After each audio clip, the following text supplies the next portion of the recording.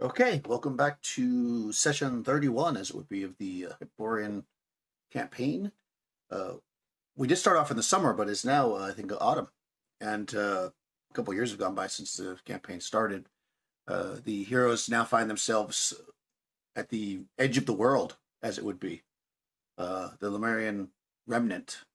Strange place, even for Hyperborea.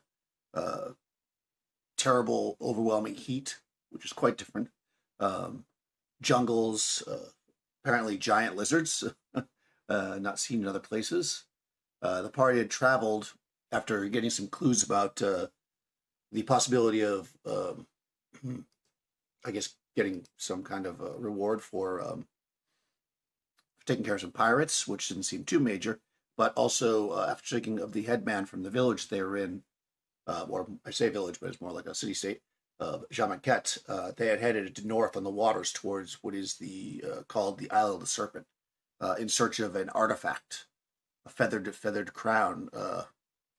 Not much is known about this, except for it is probably one of the most powerful magical devices that anybody from this group has really had anywhere within their grasp. And now you feel like, after spending your time traveling this far, that this is something, with the rumors you're finding, this could be something that you could actually locate here. Unfortunately, there was a bit of a setback where a giant lizard type creature, I guess dinosaurs aren't technically lizards, but a giant lizard type creature attacked the party, causing quite a bit of damage to Sorcha, the druid. So you have been camping here on this island, having, being extra cautious, knowing that there are the quite ferocious beasts here, but not wanting to travel too far with an injured colleague. You've been camping out here, so I'll let everybody introduce their characters, and then we'll kind of start. We'll say 6 days after that happens, so you could be back up and healed a bit, Crystal. So I'll just start with Nikki. Tell us about your character and what's been going on. Finished the bard after paralyzing the dinosaur to try to save Sorka last session, has been just trying to help nurse Sorka back to health, as she was very, very injured by the dinosaur or big lizard.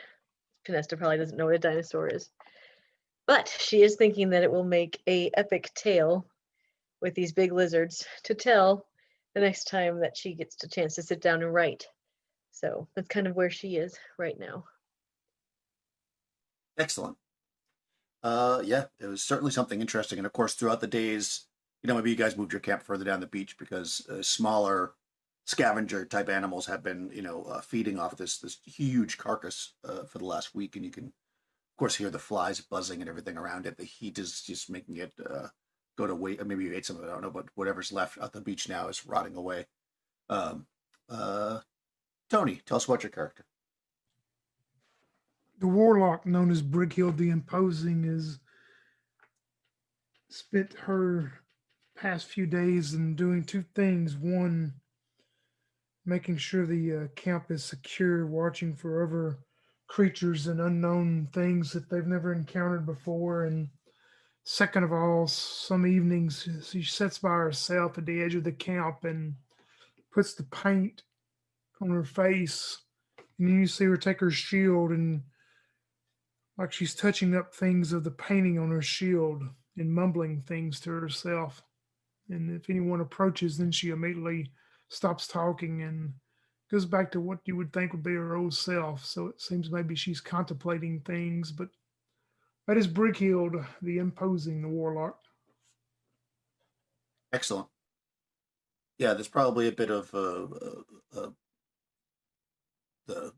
the nerves on edge, not knowing what could happen here. Throughout the days, you see some smaller versions of these lizards, kind of running around, like I say, and various large types of flies and odd things you've not seen before, snakes. But mostly because there's a huge carcass there, they seem to be avoiding the party, which is, I guess, good for you all. Um, Rush, your character was quite silent last session. Tell us about your character and what she's been thinking of the last 5 days as you sat on this island looking at this rotting giant lizard. Australia, new to this group of this intrepid band, um, is at the moment just more trying to figure out where she's going to fit in. She, because of her nature, immediately would have taken with helping Pinesta with assisting Sorsha, having in her pack a large loaf of crusty garlic bread and a in an oil dipping like an oil dipping sauce that she would carry with her and poured into a small bowl mixed with herbs, some of the herbs which would be healing, traditional healing type herbs, quite delicious. One would notice that Australia definitely carries seems to have a penchant for baking, the baking of breads and things. um, she would also kind of try to get to know Brighild a little better, as well as she seeing as her the cautious soul that she is, trying to make sure that the camp is safe and offering to do her part. Um, and of course, Lachlan being a bit of a what appears to be a wild soul from what she can tell. Um, More just trying to figure him out, as those that she were raised around and educated around tended to be more of a little bit more refined. But Australia is basically out, sent from her monastery to there's a being a Celt, born a Celt. She has a little bit of a wanderlust about her, so her masters want her to get that out of her system per se. So she's found herself here, um, and she's a hulking. I don't want to use the term hulking, but she's an incredibly well cut, well built, albeit not very tall woman.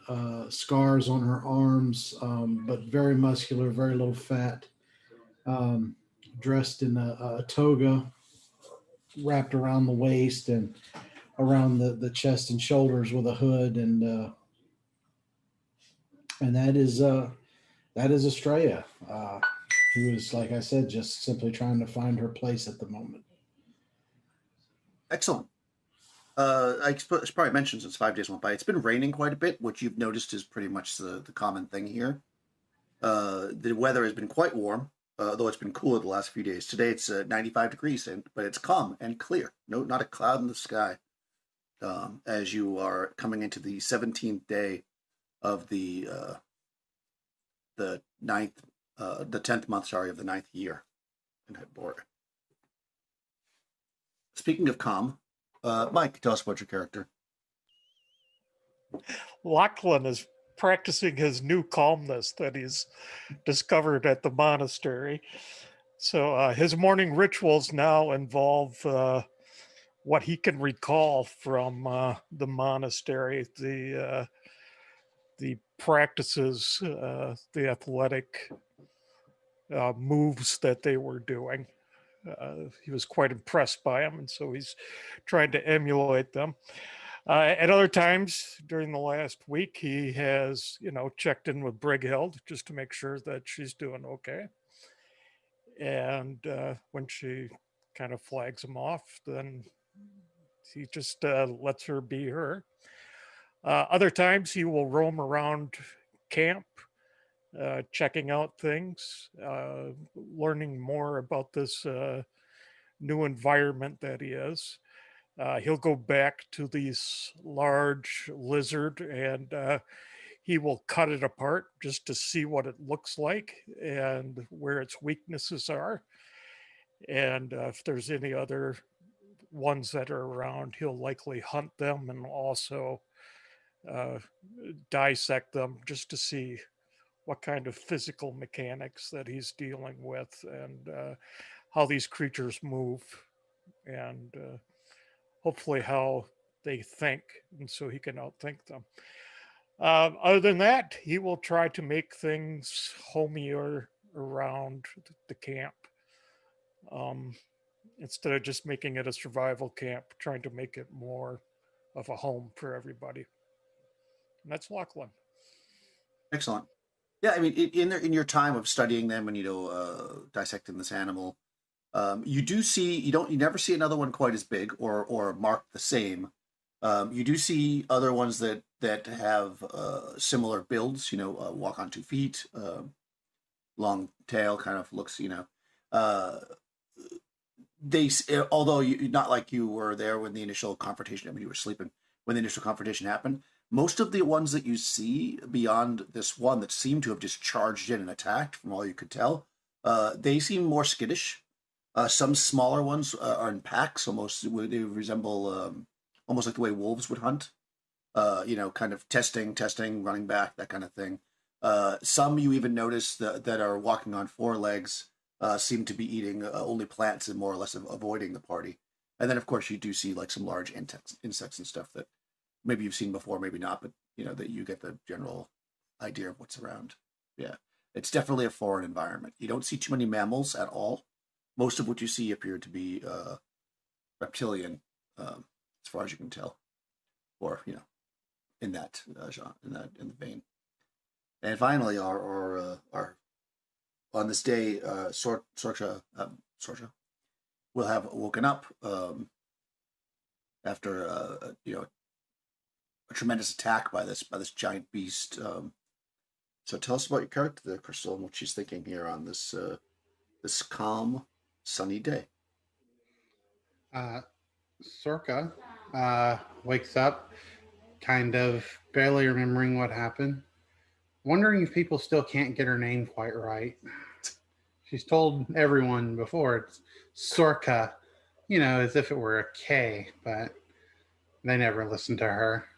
It seems like a weird, random thought to have at this moment, but she was attacked a few days ago and her life was in jeopardy, so her brain's a little wonky right now. But I'm wondering, do I get back just 1 HP or do I get my 5 HD? No, the first like day when you after you get 1 back a day till you reach 1, and then you get 5 back a day after that. So I guess today you got the first 1 and you woke up. Okay. Yeah. So yeah, she kind of wakes up and looks around the area, she's in, and her brain is just coming back into process mode as she's trying to remember exactly what happened, and then she probably sees the dead animal, and she just kind of looks sad, like could have just let it run away. But she'll slowly get up and see what everyone's up to. Yeah, you probably are. I mean, not in any way that would affect you mechanically, but you probably have some kind of scars from this. I mean, having gone that negative from such a violent attack, or you'll have scars. Right now, you're still healing. And yeah, you can see most of this beast is been partially dissected by the barbarian, but also animals are of course eating it. Also mention that there's 2 Lemurians with you. The that brought the boat. They go out periodically on the boat, not too far, and fish throughout the camp. They kind of know, of this kind of stuff. So they didn't realize such a large beast was on this island, but so they're basically been on lookout and have instructed that there should be. Interestingly enough, they instruct fire during the day because the smell of it will keep them away, but not at night because the light will attract them. So they've been burning fires at the edge of the camp, on the opposite side of the beast. So whether you've just been lucky or that's helped, that's you certainly haven't encountered anything terribly dangerous. And as you kind of get through this day, you can basically make any plan that you want to make, and then we can just do this quickly. You don't have to do too much here, and then we'll get you healed up another whatever many hit points. But you'll get your spells back too. You get those because you're at 1 hit point. So if you have healing spells, Sorka, you probably could pray for them and get yourself healed back up so that by tomorrow morning you're in better shape. Okay. Yeah, if you want. I mean, it's, So we will spend one more day here. well, I think so because you only have 1 hit point. So I think like they're like you're kind of getting up, still like wounded, and you just came to consciousness. So however the rest of the party wants to react, but I would assume that they would want to spend 1 more day. But that's up to you guys. What does the party think?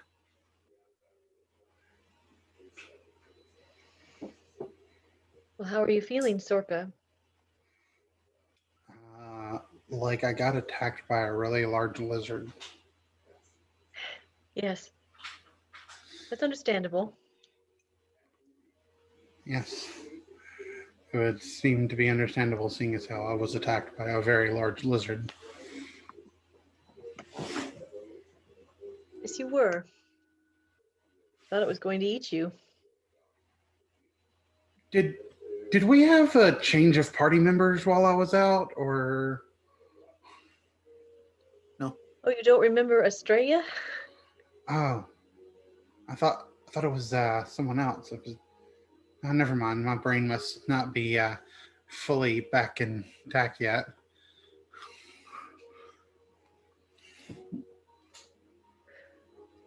Okay. Well, what do you think? Do you need another day of rest? Yes, one more day to get my head back on straight, so to speak. I'll pray for some recovery spells while we're here. Yeah, we're gonna assume just I mean I know it's meta, but that Bali is that his name? Young's character. He's here. He's just doing whatever he does. I was just Wearing. making a joke. No, I know. Yeah. Right. So yeah, you guys. So another day you can do your healing, and then everybody can rest. I'm assuming everybody by now will be healed. So if anybody was hurt in that combat, I don't know if they were. The only Crystal character was attacked. Was anyone else hurt? I don't think so. Not me. But if they were, they would have got hit dice back. Yeah, true. Okay. Well, I prepared all my healing spells, and I will use all of them on me. Yeah, and you can probably just. I'm sure you'll have enough because you're also going to get back to the 2-hit die too. So unless you roll really terribly. All right, that's 3 wow. cure light wounds and 1 cure moderate wounds. Yeah, that looks pretty good.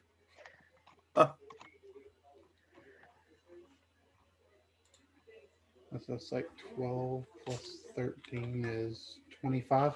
Oh, that'll bring me back up to full. 26. Perfect.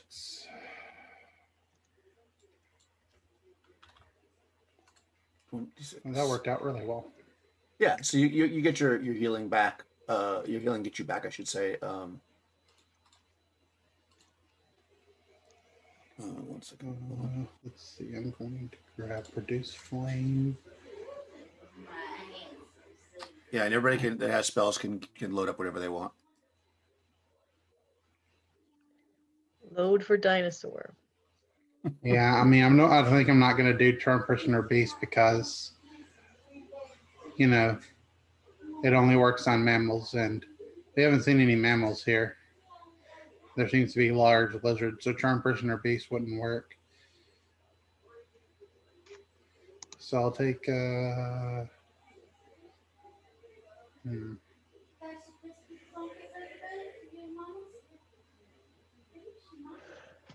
take a Continuous Light. Never know, we might use that. And then neutralize poison. And then I'll take Fairy Fire, Light, Magic Stone.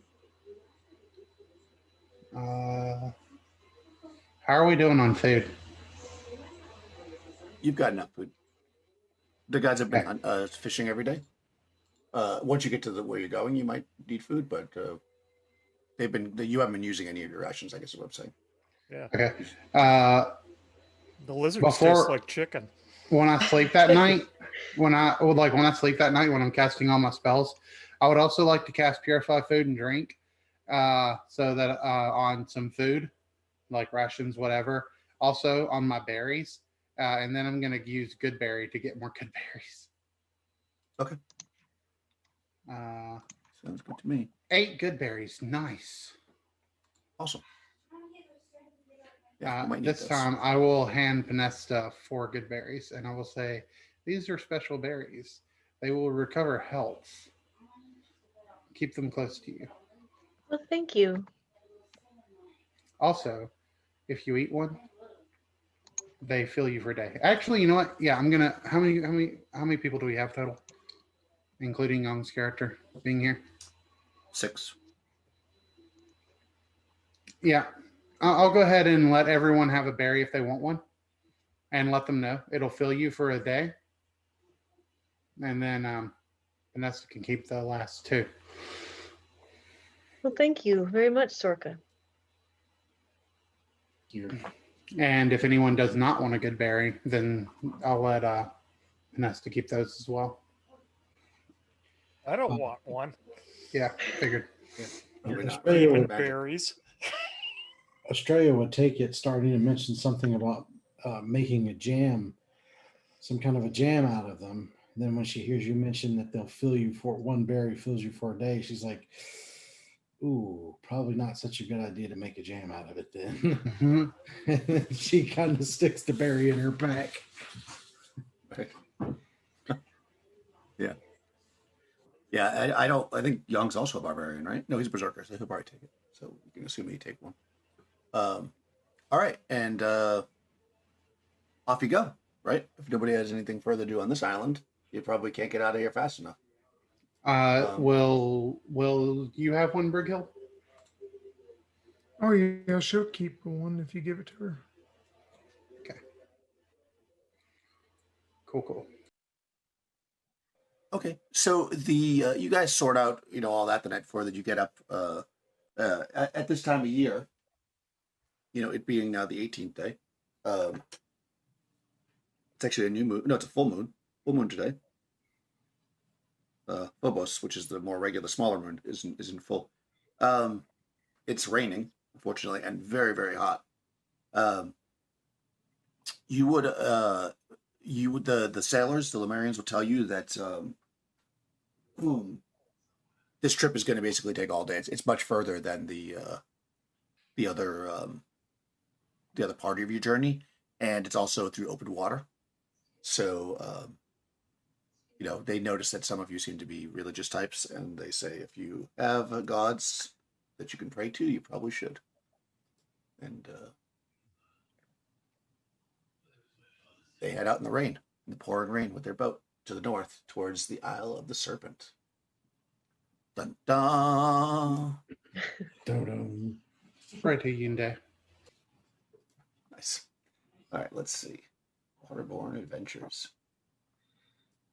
Luckily for you, or luckily in general, you guys are actually it's not too windy, so it's pretty safe, and you're moving along. Let me just see if we encounter anything in the waters. I mean, there was rumors of a giant sea serpent, right? Yes, there was. Yes, there was. So you travel. I mean, you guys traveled from the main Hyperborean continent to this Lemurian remnant, and whether you enjoyed the trip or not, that was a pretty harrowing journey. So this, while there you don't see, you lose sight of land and such, it's not nearly at that level. So you're probably not too worried about it. These guys seem like pretty capable sailors, and as you left first thing in the morning, that's what I meant to find out was when the sun was rising. The sun came up at 4:55, so you guys got up at sunrise. So you had the most time traveling. Right around 6 o'clock that night, you see the outline of, well, it's the island plus a couple smaller little islands around it. You guys can see that, right? I moved you there. This is your map, right? Yeah, I see You had- Maelstrom. Yep. Yeah, this is the map that you had gotten, right? Is this the map we got from the Ixian guy? That's right. This is the map you got Okay. from the Ixian. So you're coming in. You can come in from kind of wherever you want. This you can make out that this is. I mean, these you showed. I'm assuming with 5 days on the island plus all this traveling, you showed these sailors the map. They say it does look pretty accurate, and that if this is as far as the shape of the island, so what they say is what they know from what talking to people is that most of the island, the edges of it and such, are sheer cliff. I mean, you guys can actually see that, but there are small beachy areas, and they are, if it's not clear on the map, they're basically I'll hit a few of them so you guys can see. So starting with the bottom, they could land at a lot of places. They could land down here anywhere, but this is swamps. You can see that from where you are. They could land somewhere up here. This is a beach up here. Let's see, where else is there a beach? There is a beach. Well, according to the map, there's a beach right here. You guys don't see that yet, of course. There's swamps up here, so you get the idea of what that is, right? That's like a swamp. You got more swamps over here. But anytime you come in between small parts like this, it could be dangerous, because the wrong kind of weather could beat you. So you could also obviously try to get into the inlet, but there is a warning, it looks like, on the map. So if you want to try to get in there, you're gonna have to convince those guys to do it. Oh, there's also a beach right here. So all those look like beaches. Let me just bring up my GM map so I can actually see if that's the case or not. I click on all of them. So right around here, right? Here. Here. Here. So there's a bunch of them. You can where you want to come in. You really don't have much information, so it's kind of a whatever you want to deal with it. This is a swamp down at the bottom, and you can actually see as you get closer. Oh, and yeah, click on that one already, right? Yeah. So, do you have a preference as to where you want to go, or do you want me to roll randomly to see which one looks the easiest one to approach? Australia would speak up and say, so it is a temple that we seek, yes? Or at least the ruins of one. Yes, that's what they say. She kind of sighs for a moment. She says, I would think that the best place for a temple would be to the interior of the island. And then she would take her finger and point right here on the map. And she would say, does it look as though we can get the boat into here? Well, you from where you're at, which is down here, it doesn't look like you could get through this area very well. As they can check it out. But you could try to come in through here. Maybe they say it depends on the tides. You want to try to explore that area and see? Well, she would kind of be asking that question to the party members and to the man skippering the boat. Yeah, that's what the guy skippering the boat says. That's not me as GM. Okay. That's the guy. That's the info that he has. That this right here, he can tell based on the way the cliffs are. This looks very dangerous, and he doesn't really want to risk it. But possibly if you take the time to go over here, although it is getting darker. So if you want to try to attempt it at night, or you could try to beach somewhere safe tonight and then move again. That's up to you. Oh, by the way, also this right here, this little tiny island is also a beach. Which Could we? How big is that little tiny island? Oh, each hex is little less than a quarter of a mile, so it's probably like, a quarter of a mile, a little bit less wide. What if we were to beach on that small island for the night and just rest there for the night? And then, in the morning, we can have more light to move by. Maybe we could try to get in better into the inland, or even just risk the swamp, whichever one. Because it's getting dark soon anyway. And we don't want to be walking around in the jungle on the dark, or in a swamp on the dark. he does not make a bad point. It would not be wise to go into the swamps, even on sunlight. There's not going to be a temple that was built in the swamps, I don't think. I believe, as Estrella says, it will either be inland somewhere on maybe some high point, or maybe on up further north, but it is a good idea to camp out on this small island for the evening. Yes, that's a good idea. And you're right, Brickhill, because the temple's on a plateau somewhere. So it certainly won't be in a swamp, probably. Unless the plateau was engulfed by a swamp, I suppose. Yeah, and you can tell now. I'm sorry to interrupt, just because it's relevant to what you're saying. You can tell that it's the sun setting, so you can't get a lot of detail, but you can see that the island is stepped, so it does actually get higher in the center. With these, like you've got these sheer cliffs, and it seems to go in the more cliffs. So, All right. There you go. From where we're sure. at, can you ping the map where we are again? I'm sorry. Sure. Yeah, you're somewhere down here. Okay. Yeah. So we're not really close enough. These cliffs here, we're not really close enough to see how tall they are, right? I mean, you're gonna go past them to get to the island that you're going to, so you could tell. Yeah. Okay. Yeah, I want to try and get an idea of how tall these cliffs are as we go to that island. But yeah, Australia would speak up and say, well, I agree that we definitely do not want to risk the boat or the lives of your crew or any such things. That would simply be folly.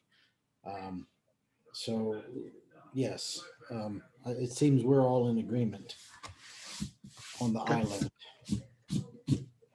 All right. Yeah. I mean, they're gonna circle around like out here, and then come to the island. But even with that, you'll be able to see roughly how tall the cliffs are. Let me actually check the map.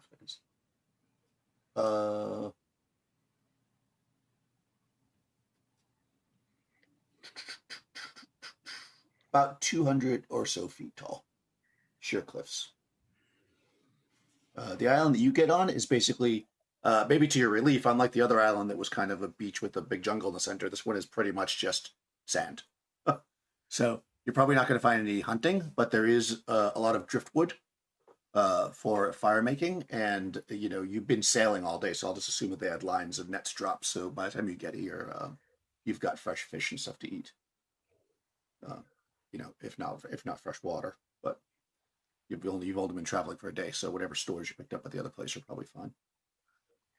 And you come in. So I'm gonna.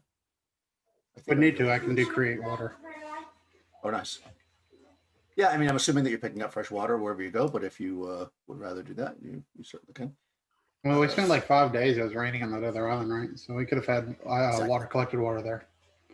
Yeah, these guys are the sailors. They're on it. It does rain here a lot, so they've got and actually it's been raining all day, so you could have been collecting on the boat too. They've got barrels and stuff because they know that there are dry spells where it might not rain for a week, so it's rare, but it happens. So they're always keeping extra water with them. So yeah, this is the map you have. You get here, so all the cliffs that you see. So there's a couple of things that you probably notice in the because it is a full moon, so you can actually look up and see. I'm going to kind of draw it on your map, I think, if I can do this. That's my drawing skill here. I'll eventually just show you the map, but I like to do it this way. Freehand. There we go. So you can see the cliffs. They seem to be jagged, right? And they seem I mean, I know that you said you prefer not going to go through the swamp, but you can see that the swamps kind of are like wetlands that come in, and there's more cliffs this way. So if you we'll go through the swamps, you'd still encounter some cliffs, so you'd have to deal with it at some point. This island right here is pretty much entirely like a 300-foot cliff straight up, and it's probably flat on the top, whatever, but you can't really see the top, of course, from where you're at. And I guess that's all you really see additionally from here. You do notice periodically some very, very large, we'll call them birds, flying over the swamplands. Primarily in this area, like in the more central part by the cliffs. How large are these birds? Well, I mean, considering that they're several miles away, and they're when you hold your hand up, you can probably barely block them. Oh, That's a pretty large big bird. Yeah. that's Yeah. Do they look like Archaeopteryx? No, definitely not. Way bigger than that. No, these look huge, like, tens of feet wings, each wing, so dozens of feet wide. That's a good way to say it. They're big. They're spreads anyways.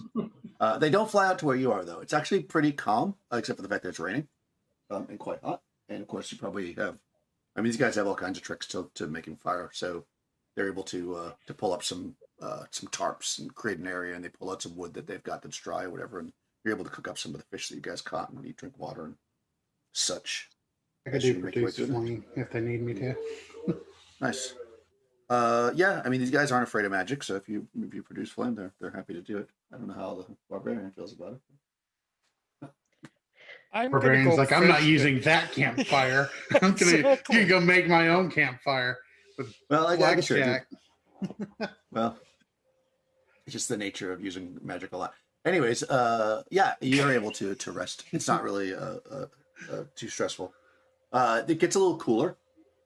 Drops down to about 85-ish as the night passes. The rain, unfortunately, continues into the next day, but the breeze kind of like drops down a bit. So it's kind of as you get up in the morning, as the sun's rising, you can see that the rain is kind of still coming down, and there's just kind of a very, very light breeze, so it's not smacking you in the face anymore, and you can kind of have a decent amount of view. So you can tell that this area here, there's more drawing for you. I'll do it this way because that way you'll have a green. I don't go green. So this area here, I'm going to draw some things. This looks like on top of the cliffs, you can see a lot of like foliage, like trees and stuff. So it looks like there's probably a forest up here, what you can tell. But looking across at the cliffs, you could probably get the boat right up to the bottom of it, but you'd have over a 200-foot climb to get to the top. So it's probably not be the easiest thing in the world to get up.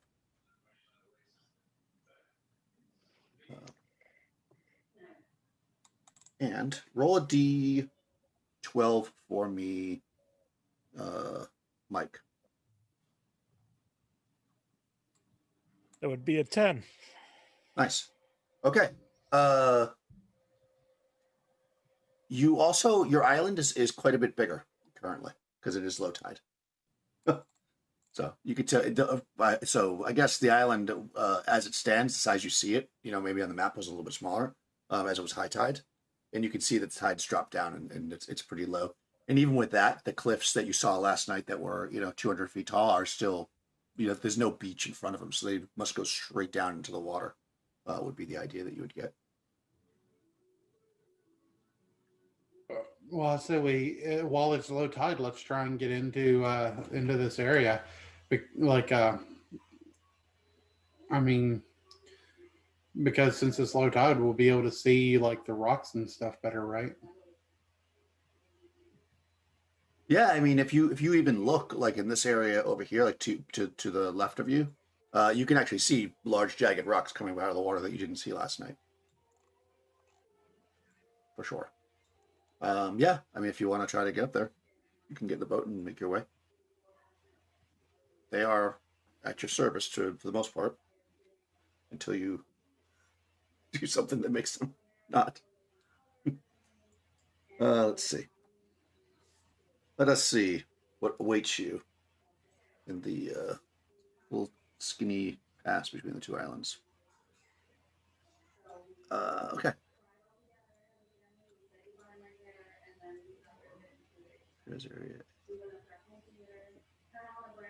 Okay. As you move up here, you can actually see that. The sailors point out to you that it's basically impassable.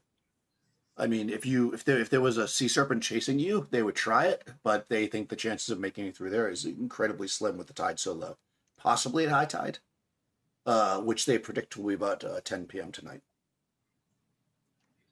Well, 10 p.m. Yeah. No, 10 a.m. I'm sorry. It's about 6 now, so it'll be about 4 hours. If you want to wait, sit out here and wait for the tide to come up, you can. or you could explore another option. Oh yeah, it's does it get dark now or? Yeah, the light came up at 5 a.m. So I assume that's probably somewhere around 6 now because you're not just sitting hanging out. You had food, you packed up your camp, and you went out. Yeah, sunrise is 4:55 a.m. Sunset is 7 p.m.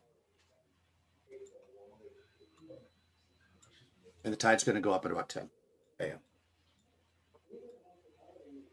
I mean, we could try to maybe sail around the island and see if there's a better place to approach. What do you guys think? Yeah, if they're recommending we not try this now, we should probably find a better place. Yeah, I mean, you can, having been on some boats in your life, it's pretty clear, especially right now with the tide low, that yeah, it looks incredibly dangerous. I mean, you can see the rocks jutting up and waves splashing against it. Yeah, let's find a more hospitable landing place.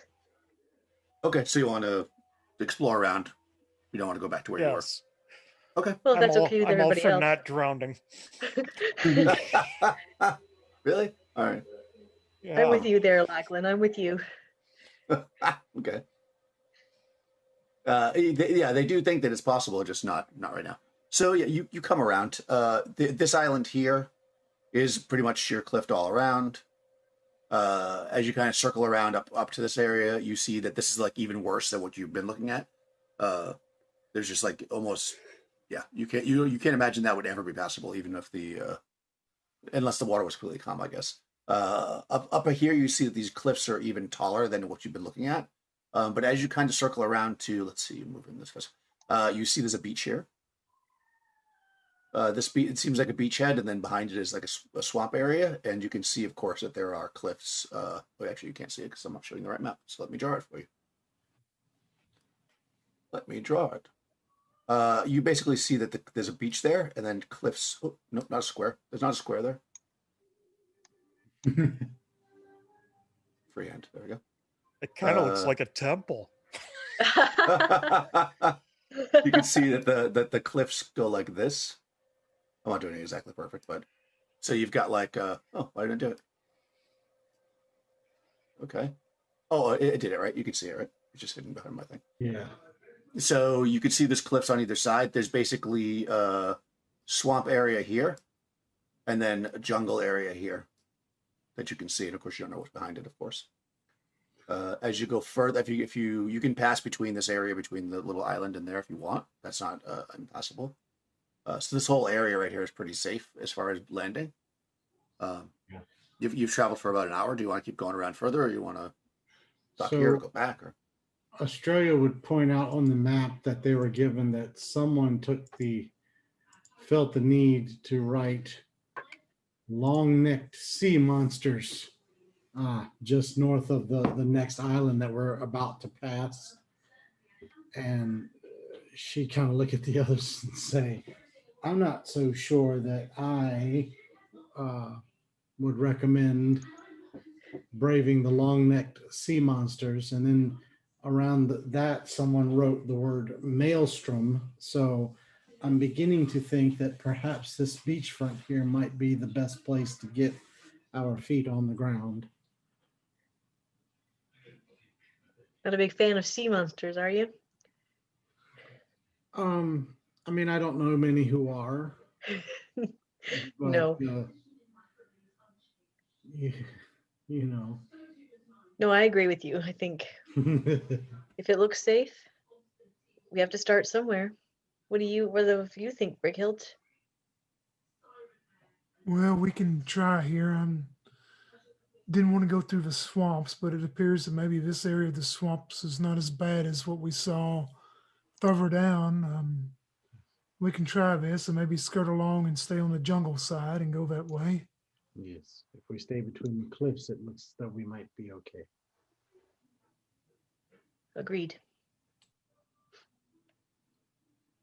okay, yes, so you guys want to dock it. So you have no problem doing that. The sailors pull in with the boat, and it's a nice sandy beach here. Up to like third of a mile or whatever, sixth of a mile of beach, and then you can see it start to get like you can see the tall grasses that would eventually become a swamp.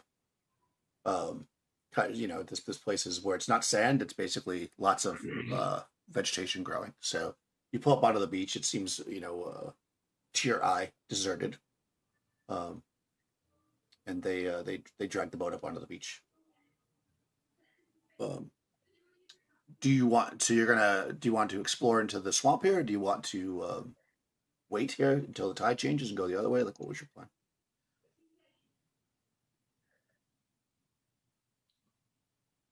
Well, Lachlan will just take off if. Yeah, I think we were going to explore. I don't think we Yeah. we're going to wait. No, All right. Fair enough. but I could be wrong about that. I mean, I can come back in a couple hours when the tide's back, but I don't feel like sitting around. Australia basically makes the comment that if we continue sailing around the island, we're just wasting time. We don't know exactly where this temple is, but we do know that the island is stepped. So I say we just get on the ground and begin heading for the tallest point. The plateau. Yes. Yes. We could burn another 2 days sailing around the island, dodging monsters and storms, or we can just get on our way. If the gods have it that we're going to be eaten by a jungle creature, I mean, we're going to have to face the jungle no matter what. So we might as well face it starting here. Fair enough. So you can see that. I probably should have done this in multiple colors. I'll do it in this purple here. So you can see that there's an area here that seems high, like it's like going up higher. So you've got like your cliffs here. These are all around the 200-foot range, and then up here is a bit taller. It's like stepped, like I said. Do you have a particular way you want to go? Like, where do you just want to go straight through the middle of this? I think Brigil had mentioned not going into the center of the swamp. So, did you want to try to get up one of these cliffs to get out of the swamp? Is there an easy way to skirt around the swamps? I mean, like to stay more on the jungle side or not? Yeah, you could come to one of the cliff sides. The closer it is to the cliff, the less swampy it is. So you could, if you're depending on where you want to go, you could either like start like right there and then skirt your way around the cliff, which would then put you into the interior somewhere in here, I guess.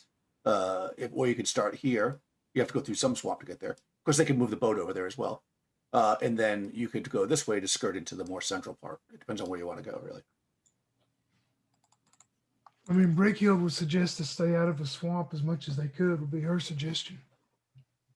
And I would agree with you. Okay. So near the cliff, but north or south, I guess. What do you think? I would go towards the north. North? Yeah, can you ping what you're talking about, Daniel? I don't guess I understand what you mean by north or south. Yeah, exactly. Where was pinging there? Yep. Let me change my color again. I'll say purple. So basically, the north would be this way. So you're like in this general area. I'm ping down here. All right. You could get on the land right here, and yeah, you would have to go through a little bit of swamp, but that would put you more towards the center of the island. If you go this way, like if you start here on the beach, you would end up somewhere around here, and you don't know what's back in this area. So you would then have to cross that, of course, to get there. So the north is kind of the shorter route, if you will. But it's, you will have to go through some swamp to get there. That's kind of the trade-off, I guess. Does that make sense? Actually, you know what I do? Let me just do this to make my life easier. I am going to make my life easier.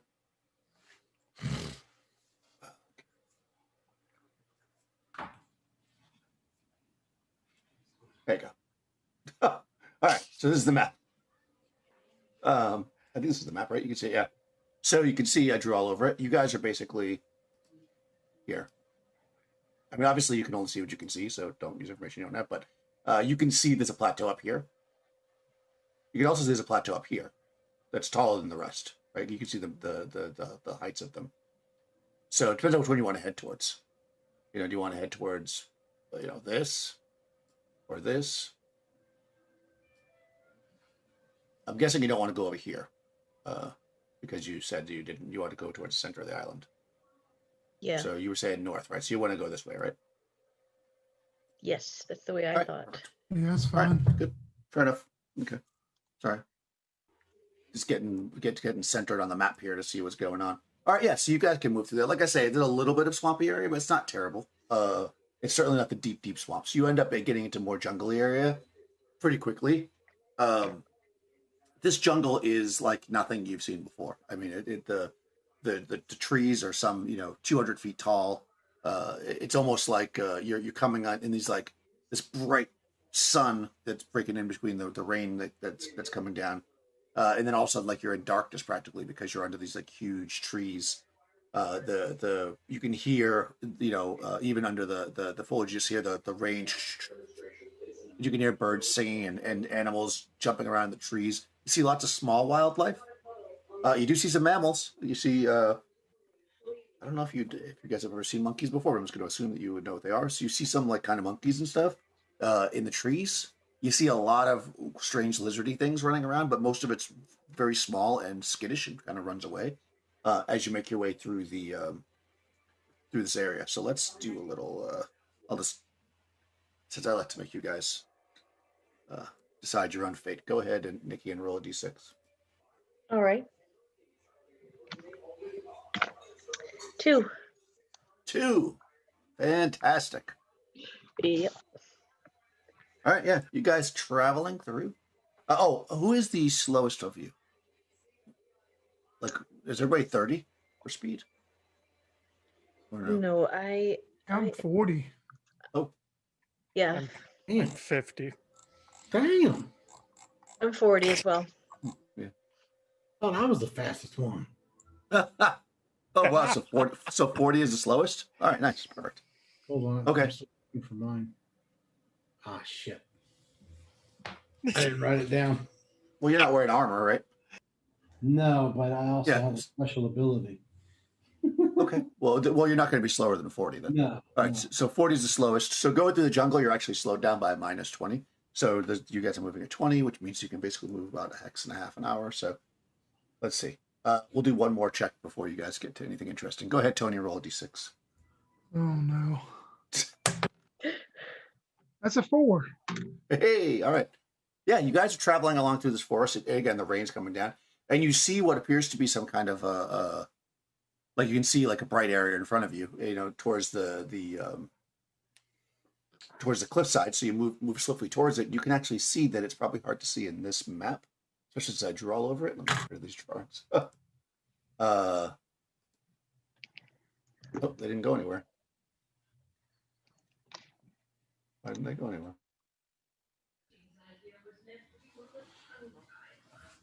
There we go. All right. So I guess I should draw it in the right spot. That's why. So right here, I'm just going to ping things. I'm trying to make it easy.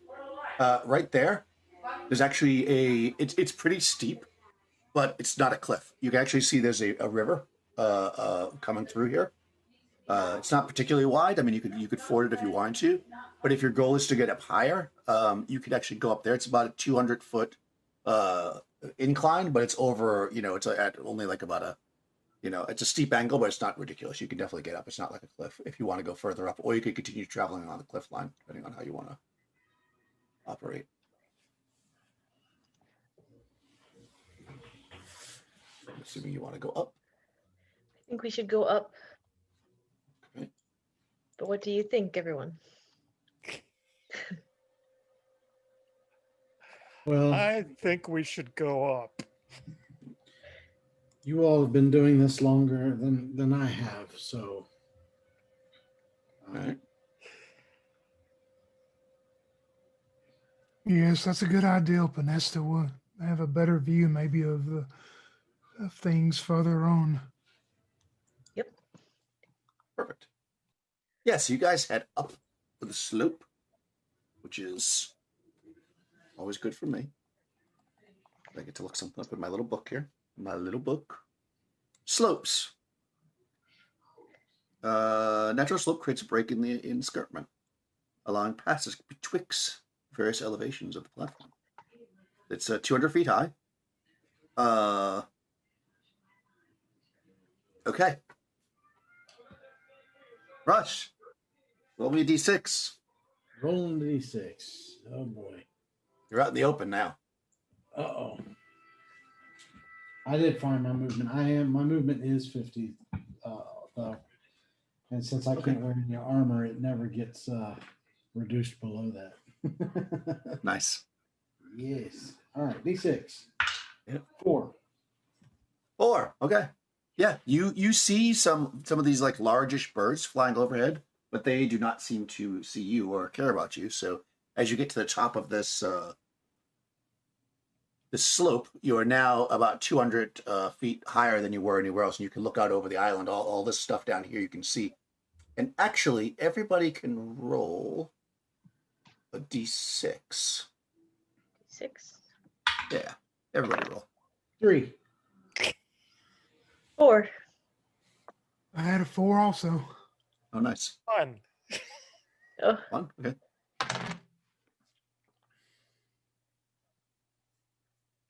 Is that everybody?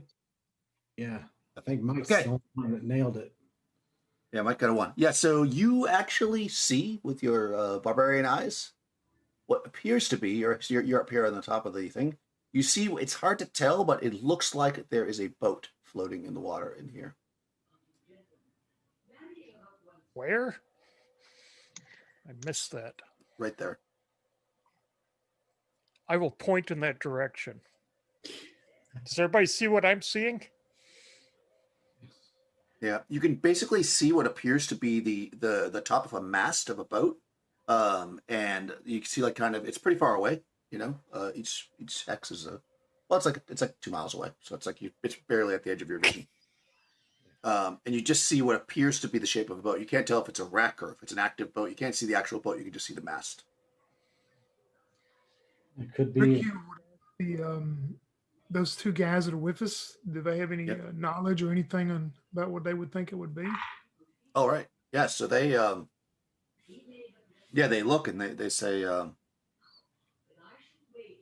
yeah, it does look like a boat. They must have got in there during the high tide. It's either braver or more knowledgeable than our captain, it seems. Right. It could be the pilgrims who came here several months ago that we're looking for. Or the pirates? I was just about to say that. Would you say that they kind of shudder a little bit and they say, well, and they look at all your weapons and they go, well, I'm sure you can handle that. These guys are like loincloth and dagger. Well, actually, they have like little swords. Well, if there is a chance that it's those pilgrims and his daughter was with them, maybe they've set up some type of base camp or village there along the shoreline. Maybe it is a good idea we go that way since you sounded like one. Okay. Yes, Well, I'll lead the way then. Okay. just use Well, caution. How would you like to get there? Do you want to drop back down and go Use through the jungle? discretion. Caution. Do you want to go back? Yes. Do you want to go back down the slope and go back through the jungle and head that way, or do you want to stay up on high ground and hope that you can find a way down that's close? Where you are right now, by the way, is kind of like a craggy, hilly area. I mean, there's still a lot of shrub and plant life, but it's not the deep jungle. Right, because you're like right here. So do you want to go back down the slope and just walk back through the jungle? Or do you want to see what's up here? I guess either way you have to walk through the jungle, but whether you want to stay up on high ground or low ground, I guess is my question. Lachlan, since you're leading the Lachlan way. would rather be high Okay, on high ground. that works. Yeah, so you follow the edge, I guess the shortest possible way, because you're a barbarian, you probably would understand that. Through the cliffs, you're heading in this direction, which would put you about another perfect time for you to roll a d6. Uh-huh. That's a 4. All right, perfect. And you follow along, and Young's not here, so Crystal, you can roll a d6. Get about here.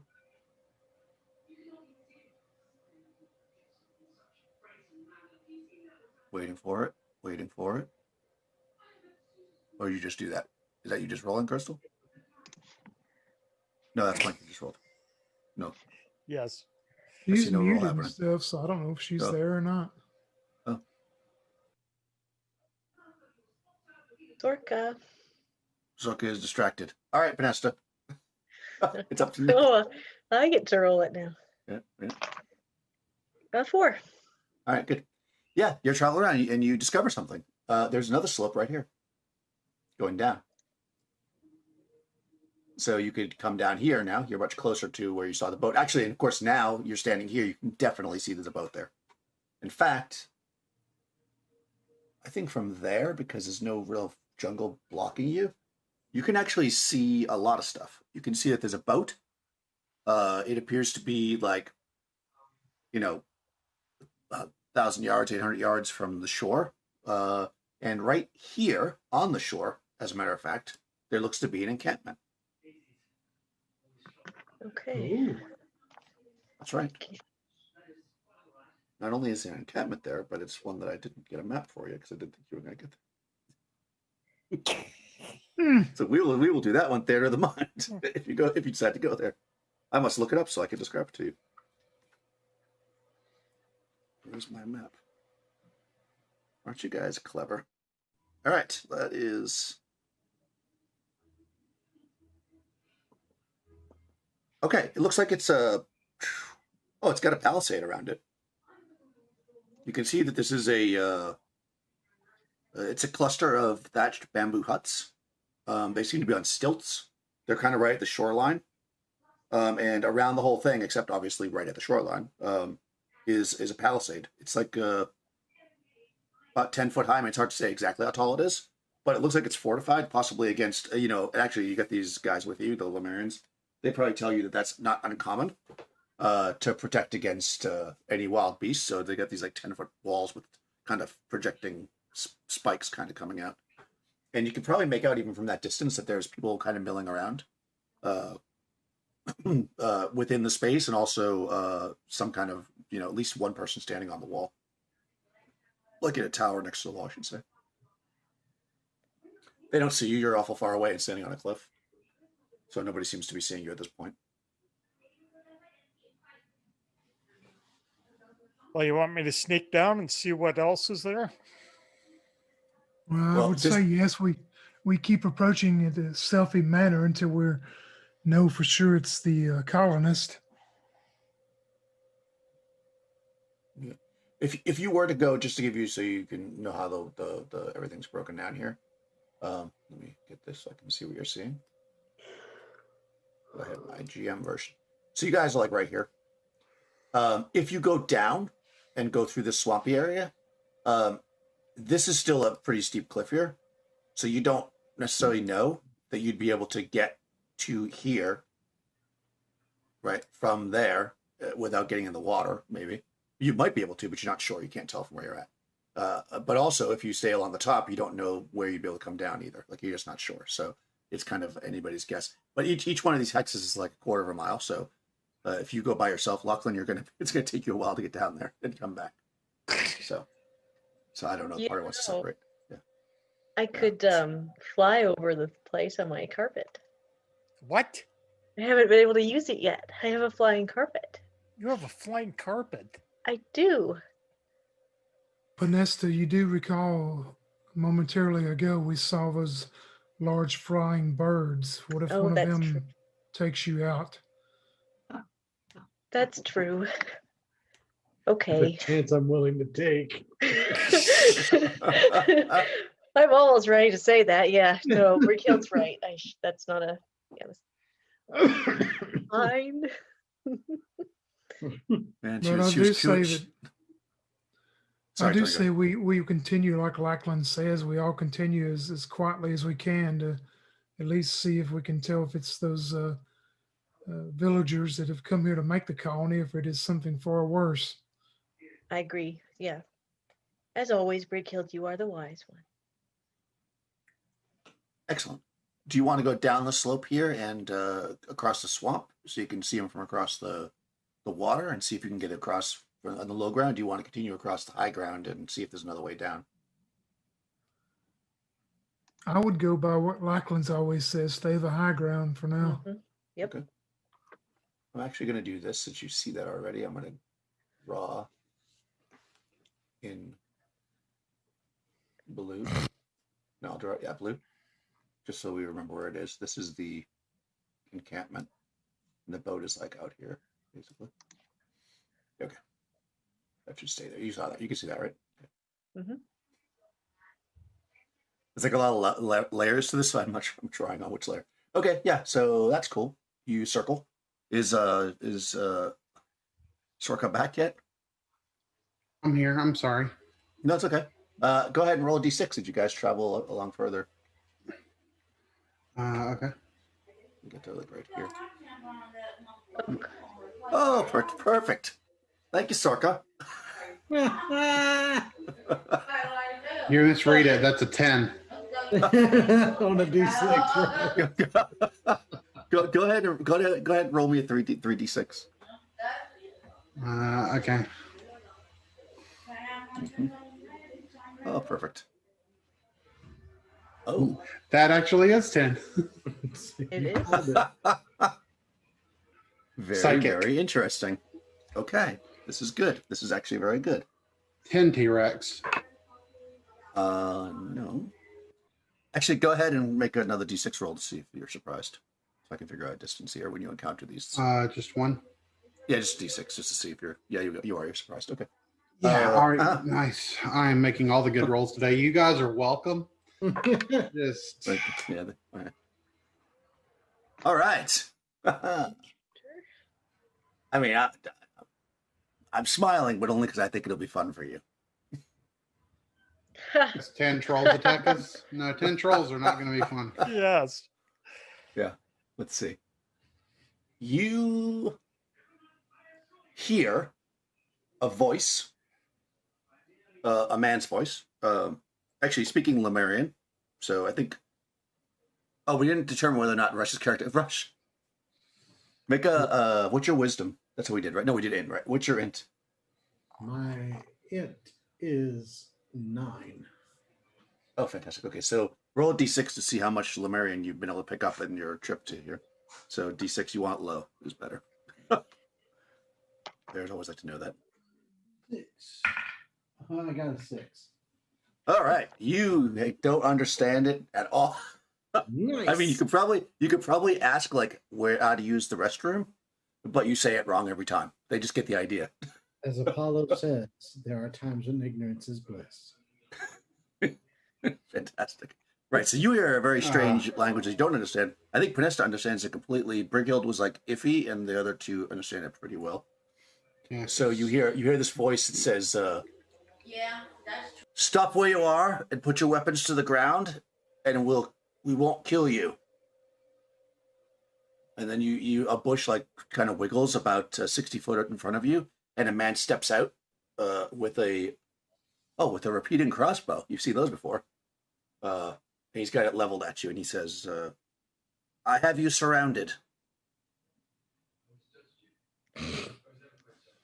You've tried to sneak up on the wrong camp." What's he dressed like?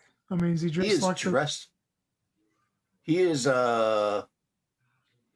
wearing. He's got like a.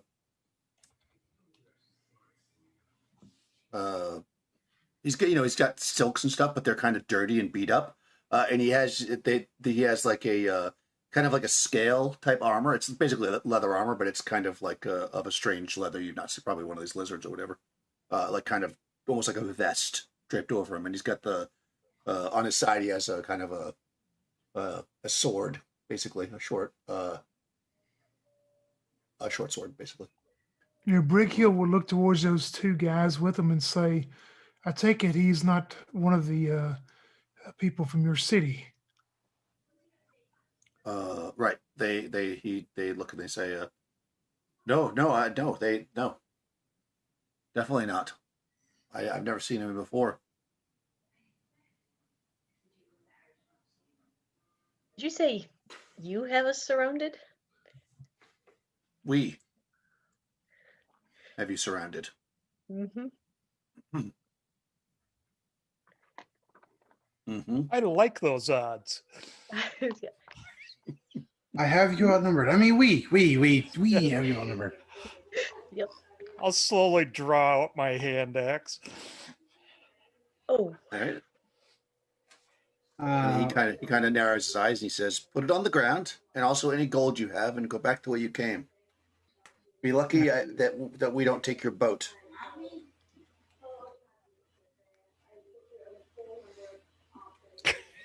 I'm sorry. And I'm sorry. What is? Who are you? You mind if I ask your name? I am You're not. Sorka. You're in no position to ask any questions. In fact, maybe I'll keep you to wash my dishes. You would not like that. I'm fairly lazy. Well, then you're useless. Drop your equipment and These leave. guys they often like cannot even find me in times they need to find me. They'll be like, Sorka, can you do something? And I'll just not answer. I How recommend far you away drop is your. he from us? He's about 60 foot in front of you. And there's like jungle on both sides of us. I mean, like, Yeah, well, Okay. one side of you is basically the cliff. Yeah. Because you say, well, you were staying in a bit, but more or less the cliff. You could probably tell that on what would be, I guess, your left side as you're traveling. There's not likely anybody there because the cliff is there. But if there are other people with them, they could be anywhere else because it's pretty thick jungle. Yeah. yeah, Brick Hill is going to look towards Panesta and nod at her to when she goes to make the move that they are, to run into the jungle area and maybe try to get behind some foliage or something. oh, And Australia would just move while they're talking, just kind of shuffle slowly to try and put herself in the front between the man with the repeating crossbow and everybody else. I'm a little offended by that. I'll honestly, step a little bit further. Stay where you are. Drop your equipment. I don't want to have to kill you.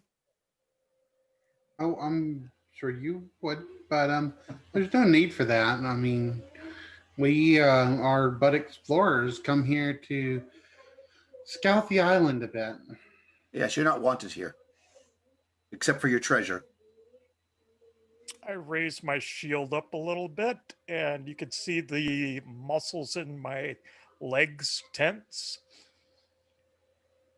Calm down, Lachlan. Yep. There's no He- need he, for he- hostilities. It's like one of those spaghetti westerns. Like you see his eyes real close. He squints. He's got the Man, crossbow aimed at you. Australia would kind of I didn't prepare charm person or beast. This sucks.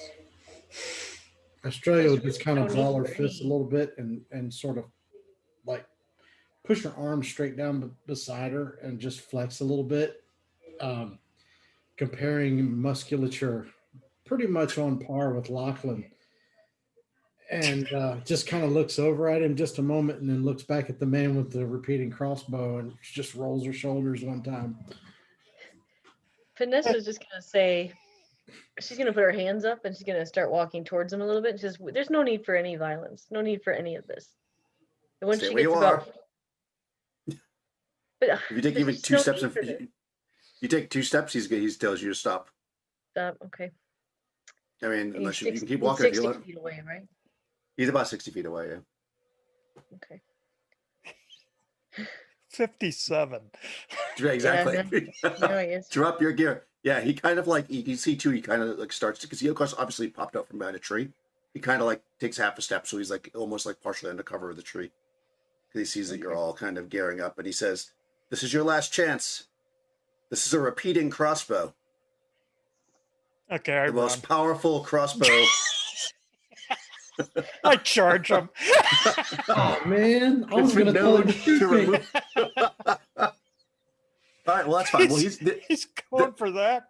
Yeah, All right. I just Well, I'm raising they- up that they- shield and just That's fine. Well, they all have ready shooter, so you're about to get a hail of crossbow bolts against the party. Yes, Yes. Okay. anticipating that. I don't care. That's what the shield is for. Well, unless I I was shoot you from literally behind. just being protective. I wasn't. I was literally just being protective. I wasn't planning to break into a dead sprint. So I know that the monk can actually block the bolts with their. Actually, Yeah. everybody roll a d6 to see who gets lucky enough to have this guy as the guy that shoots at him, and then we'll determine because everybody else, the guys, they're shooting from cover. I think I actually have a better chance at. What do you mean everybody else is shooting from cover? Yeah, all the other ones. He said he was by himself. I got a 4. Okay, so nope. Let's see I what had number he 3. is. 3. Oh, okay. Yeah, Three. he's wow. Okay, 1. so he's all right. So he's shooting at Sorka. Everybody else is being shot at people that are undercover. All right. So It's first, because I'm lazy, isn't it? yep, it is. Well, it's because you're the only one that's you're like an easy target because you're not doing anything. Let me just look up these guys. They are. Oh man. Okay. Okay. So that is nope. That misses terribly. So his ready shooter goes flying. But the guys in the bushes who will in fact are going to get a +1, and you won't be able to use your shield. So against Panesta, it's an 11. Okay, that hits AC 8, so that's not going to hit you. Nope. Against Brighill, that's a 12, that's not going to hit you either. Against our Barbarian, that's a 16, that hits AC 3. So, does that hit That'll you? hit. Mike? Okay, yeah, so you get hit Yeah. in the shoulder. You're the only one that gets hit, of course, because you charge forward. That's how it gets. That's what I get. Yeah, the repeating crossbow just does a regular d6, I believe. Oh, it's a light repeating. It just does a regular d6, not a +1. 4 points of damage as a bolt strikes you in the shoulder from behind. You got your shield like this, and a bolt sticks you in the shoulder. Now we're gonna roll initiative, but first everybody can state their actions. Panesta, what's your plan? Spell. Okay. How about Brighild? These boats that come from like are any of them closer? Or they all seems like the whole group of them are around this guy. They came kind of from the back and the side of you, so they're not close to him. They kind of like spread themselves out in an arc. You can't fully see where they are. If you want to like figure out what one is and go after them, you'll have to go on the second phase because you'll have to look for them. You don't know where they are. Yeah, Exactly. she's just gonna look for the closest area and run that way. Wherever Okay. the Fair enough. How about the monk? Sorry, I'll get your character's name in about 10 sessions, I'm sure. That's true. Yeah. I'm going to actually immediately. Oh, I'm sorry. I'm going to go ranged. Sorry, brain not Okay. working. Ranged. That's okay. Range is fine. Lachlan? I'm going to do a running dodge and Okay. then a shield bash. Nice. So melee. So you're charging. The guy in Yes. front of him. I'm assuming the guy is straight on. Okay. Yeah. And how about Sorka? How much light is there around here? I mean, is it daytime or? It is daytime. The majority of the light is coming from the side of you where the cliff is. So where the enemy is, for the most part, is in the dark. Like they're in the dark part of the jungle. Then I'm going to be casting continuous light if I can. Nice. Spell. Okay, perfect. So let's roll initiative. We'll just start with Nikki this time. Roll initiative for the group. Okay. They got a 3. We also got a 3. All right. What's your dex? Probably higher than his, I'm guessing, but Yeah, it's I believe 17. yeah. You guys go first then. Okay. So melee happens first. However, both of our meleeers are. Well, actually, what's your move is 50, Mike? Yes. Okay, then you can actually. You can't actually get to him in the I first won't phase. get to him. Yeah. Yeah. Phase two, you'll attack him. So even though you want initiative, he'll get to go first. Yeah. Which is fine. Same thing with Break Hill because you're looking. You see one. You run out and you see one.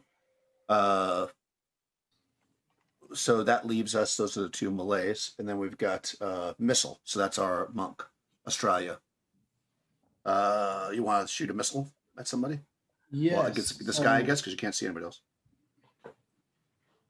What, the one with the repeating crossbow? Yeah, I mean, you know that there's ones in the woods. If you want to take the time to try to target one of them, you'll have to go second phase because you'll have to look for somebody because you don't know where they are. Unless you want to target the guy that you see right in front of you. No, Is I'll go ahead and shoot. Wait a minute, you said one right in front of me? Well, he's 60 feet in front of you. Okay, gotcha. All right, yeah, I'm gonna shoot him. All right. So I get for the bow, I have an attack rate of 3-2. So is it always 3 and then, or is it always 2 and then 1? No, it's the opposite. 1 and then 2. 1 and then 2. All right, so I get one shot Yeah. in the first round. Okay. Yeah, he is mostly concealed, so he has +5 to his AC. So I'll just have to factor that in. Go ahead and make an attack. All right. So I rolled a 16, which for me, the 16 hits -1. Yeah, that tree didn't cover him enough. You got to do some damage. Sweet. D6, I think, is the bow. A short bow, yeah. Huh? A short bow does D6, yep. Yeah, so 5 points of damage. Nice. Yeah, your arrow goes. He's got his repeating crossbow. He drops it to cock it up to shoot again as he sees this barbarian charging at him. He looks up and an arrow hits him right in the chest. He falls flat. I killed him. And Lachlan runs straight. Yes. Yeah. Not the plan, but twice as funny. That was an effective teamwork. You probably still get to bash him, Lachlan, but he's dead. You just smashed the arrow deeper into his chest. Yeah. All right, so then we got the 2 spells going off. That would be Vanessa. I want to What do you go cast invisible and try to find one of these guys. Okay, so you go invisible. And Sorka, you're doing continue. I'll let you just casting it in the area. Yes. Where you okay. All right, cool. Yeah, so those 2 spells go off. Go ahead, tell me. I was gonna flavor it, but never mind. No, good. Tell me. Okay, I pull out like a small stone that has like a ancient druid writings on it, and I like kind of whisper into it, and I toss it up into the air, and like it begins to spin really fast, and like light just like it almost looks like it explodes, and just light like covers the whole area. Nice. Yeah, so the area is just, what color is it? I'm making it kind of like a lightish blue against the foliage. So hopefully it'll, if there's anyone covered in like green or brown, they'll stick out a little bit. Nice. All right, yeah. So you do that. These guys are going to get to shoot, of course, now in phase 1, and then everything that happens in phase 2 will happen. Okay, so of course the repeating crossbow gets up to 3 shots. And they just saw their guy get killed, so they're emptying their magazines because they're not taking a chance. Vanessa cannot be targeted because she's invisible. So, and the one guy, so that's actually perfect. So there's actually each of you is going to get shot at by one of them. So Brighild, let's see. Oh, that's a 20. That's going to hit you. I'll do that in a second. 9's not going to hit you. These guys aren't that good, but when they roll a 20, they definitely hit. Yeah, he with the first shot sinks into you deeply, Brighild, with a crit. He is I guess he's a monster. So double damage. You rolled a 1. 2 points of damage as the bolt strikes into you. 2 go. It's like shoof, shoof, and then 1 hits you like a pretty deep wound. Well, it would be, except for the fact that your armor or whatever blocks it. Australia. You shoot your arrow, and then you hear just this. You get this hail of bolts come flying at you. Another crit. Holy crap! Okay. You could probably you get a saving throw, right? You can do it up to a certain amount of times per. If they hit me up to 5 times per round, I can do an avoidance saving throw and deflect it with mine. Okay, well that's 1 hit, so go ahead and try that. Actually, hold on a minute. I think there is a caveat to that. Okay. Hold on. Are you ready? Man, I'm screwed holding. myself. I think the caveat is that I can't have nothing in my hands. I believe you are actually right about that. Hold on. Okay. I'll remember that 2 of them possibly hit you. While you look that up, I'll aim at Lachlan, who sadly just ran past the gun. Missed. That's going to hit you. Okay, so 1 against Lachlan for 1 point. Wow, that die rolls a lot of ones. Okay, so you get peppered. Well, peppered. Yeah, by 3 bolts, but only 1 actually penetrates through your super tough skin.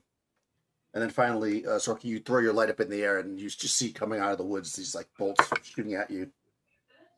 If those are light crossbows on a 1, 2, or 3, they natural 1, 2, or 3, they're supposed to jam, aren't they? Yeah, the 1 was the damage, not the attack roll. You are absolutely correct. I have not rolled that low. The lowest I've rolled so far is a 7.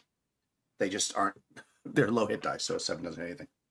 That's why I'm not even looking. So that's a 16 against you, which is armor class 3. That probably hits you, right, Sorka? Yeah, that'll hit. All right. Oh, that guy is the guy with the good aim. 6 points of damage. Ooh. Yeah. But that's all the bolts. So this is like this hail of crossbow bolts. Do you remember how many they have in a clip before I look it up? It doesn't list it here. So I think it's 10. 9 to 12. 9? Okay.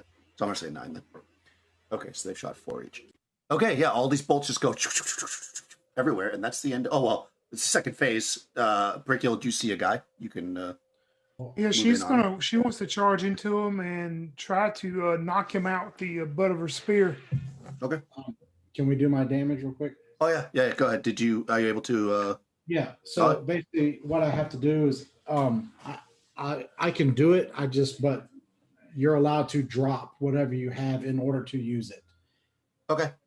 So it doesn't say your hands have to be free, but if you have anything in your hands and you want to use that ability, you automatically drop whatever it is to the ground.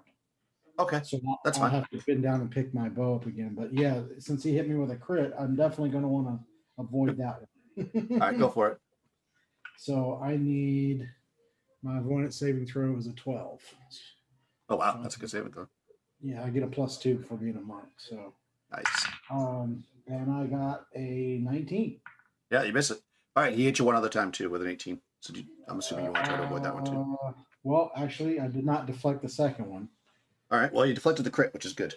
Yeah. The arrow comes at me and I swat it out of the air, and the other one bites in. Yeah, for only 1 point though. Okay. So probably as you step to block the other one, this one the trajectory is off, so it just scratches you a bit. Sorry, Tony. You see a guy there shooting this repeating crossbow. Yeah, she's just gonna charge into him and try to knock him out with her. There's my nat 20 for the night. Nice. So she just wants to try to knock him out. Yeah, you can describe it. How do you knock it? With a nat 20, you definitely knock him out. Go ahead. Yeah, she's just gonna spin her spear around to the shaft and just conk him in the head as hard as she can. And as soon as he falls out, I'm gonna start disarming him and try to tie him up with his hands behind his back. Nice. Yeah, you definitely do that. Yeah, you whack him and he just, there's like birds flying over his head.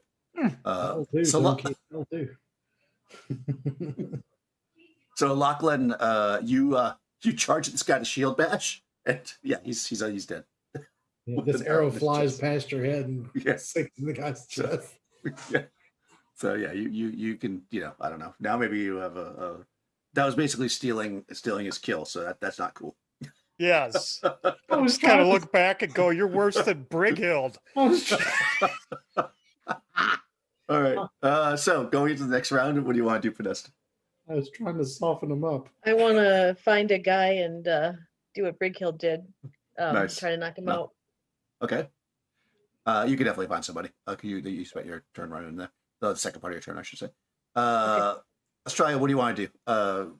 These guys are trying to stay hidden. So if you want to look for somebody, you'll have to spend, you have to go second phase, even if you win initiative. But yeah, I'm just gonna lean down and just swipe my bow up off the sand or off the ground, and then immediately start looking, see if I can spot somebody. Okay, perfect. Lachlan, what's your plan as you're standing there with the dead guy in front of you? I'm going to pick up the dead guy's repeating crossbow and then start hunting. Shoot Australia. Okay. And how about Sorka? What's your plan? Sorka will try to find one of these hunters. Okay. All right, perfect. So you're supposed to still roll initiative, even though everybody, probably except for Panessa, will have to go second round because she already found somebody. But go ahead and roll initiative, Panessa. Okay. A second phase, I should say. They got a 1. 5.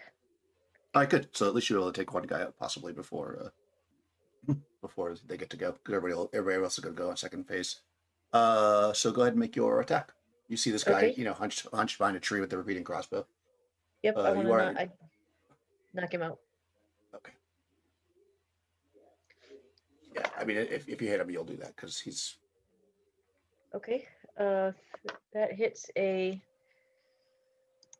Got my thing here. Armor class 3. Oh yeah. You can just however you want to. Yeah, you I'll wanna just add any take the flavor. handle. Yeah, no, I will. I'll just take the handle of my dagger and just conk him. Yep. Nice.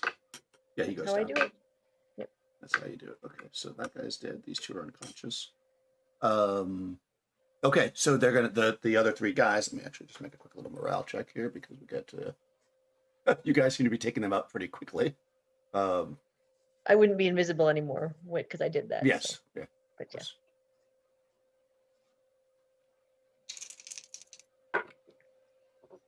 Oh wow. Okay. Rolled exactly the morale, so they're going to stay. Yeah, so they're shooting. I'm going to say they had already picked targets though, because I mean you just turned visible, so I'm going to. They're going to go after the people that are still standing out in the clearing currently, which is going to be the monk, a monk, a barbarian, and a druid walk into a bar. All right, so against Australia, it's not going to do anything. That's not going to hit. Oh, three jams it, right? All right, that guy's jams. Well, which is good because the other one would have hit. The second guy rolls a natural 20 against Lachlan. Wow, these guys do not like you. That 3 is jams, so that's all you can do. And then against Sorka, 19 is going to hit you. 17 is going to hit you. And 10 is going to miss. Okay, so 1 crit against our barbarian, which is going to be +2 damage. And so that's 7 points. Do you want to avoid the one that hit you there, Bush? Absolute. Is this the same round, right? No, this is a new round. It's now you have to drop your bow again, so which means you won't get to attack if you do it. Yeah, might as well. Okay. Rolled a 13, so I got it by 1. All right, yeah. So you knock that aside, and then finally against our druid, who gets hit twice, 2 and 5, 7 points to you as well, Sorka. And all of them except for 1 have jammed them. Well, all of them. 2 of them have jammed their crossbows, so you hear them swear in Lemurian. Of course, Australia doesn't understand it. Well, actually, maybe that's the only word you know. That's what swear words. she probably gets the gist. Right. But then all you get to go. So you dropped your bow. If you want to smack them with your hand or something, you could do that, but you won't be able to use your bow. How close are they?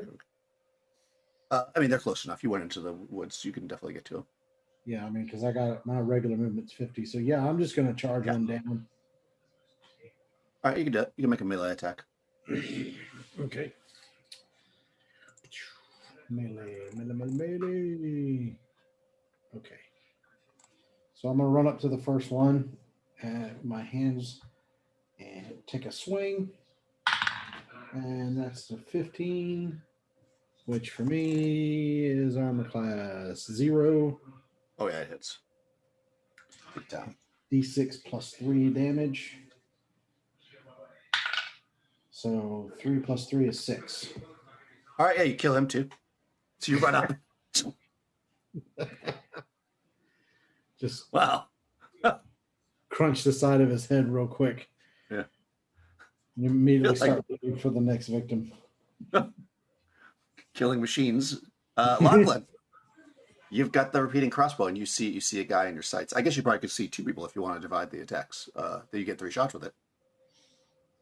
Sure. I'll take 2 at one and 1 at the other. Okay. So if you roll 1, 2, or 3, it jams. Otherwise, you can shoot 3 shots. Yep. That is armor class 9, armor class 9. And I can't read that one. Let me see.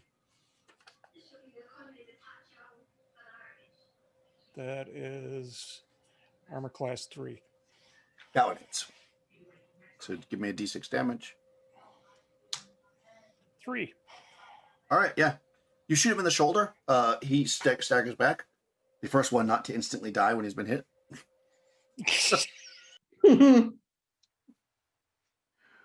All right. What's Sorka up to? You haven't gone yet, right, Crystal? No, I was looking for one to engage Yeah, in combat with. Did I Yep, find you one? see one. Yeah, for sure. Okay. I'll move in with my quarterstaff and I'll try to do non-lethal damage. All right. Yeah, high or low? High. Okay. It's a new one. It's not the one that Lachlan got. Okay. Okay. So go ahead and attack. Yep. He's just standing there with his well, not jammed. It's AC 15 for 4 damage. AC 15. That's not gonna hit anybody. Oh wait, sorry. I don't know You're- what's this. It's AC 15. Is that what it rolled? Unless you rolled really low. What'd you roll? Rolling a 20. What was the actual roll though? Because AC So 15. I'm sorry. I see it rolled a 1. I rolled a nat 1. That's why. So that All right, probably sounds is like that. actually an AC 15. Yeah, look, that's a terrible roll. AC 15. All right, so you got a critical miss. All right, Yeah. so roll a d12. Okay. Roll a d12. 9. 9. You trip and fall. Yeah. You charge forward. It's a messy jungle. Swing and miss. And that's the only guy that has a functional crossbow. Oh, and you're prone. You better hope that you don't lose initiative next turn. And everybody went, right? I think so. Okay. So there's currently 2 of them that you know of. One of them is, well, that aren't unconscious or tied up. You got 2 that have been knocked out. One has a bolt stuck in him from Lachlan. The other one, you sort of kind of engaged with, but you saw her go down. You know, she ran forward and you saw her go. So you're not sure, maybe you're not exactly sure what's going on there.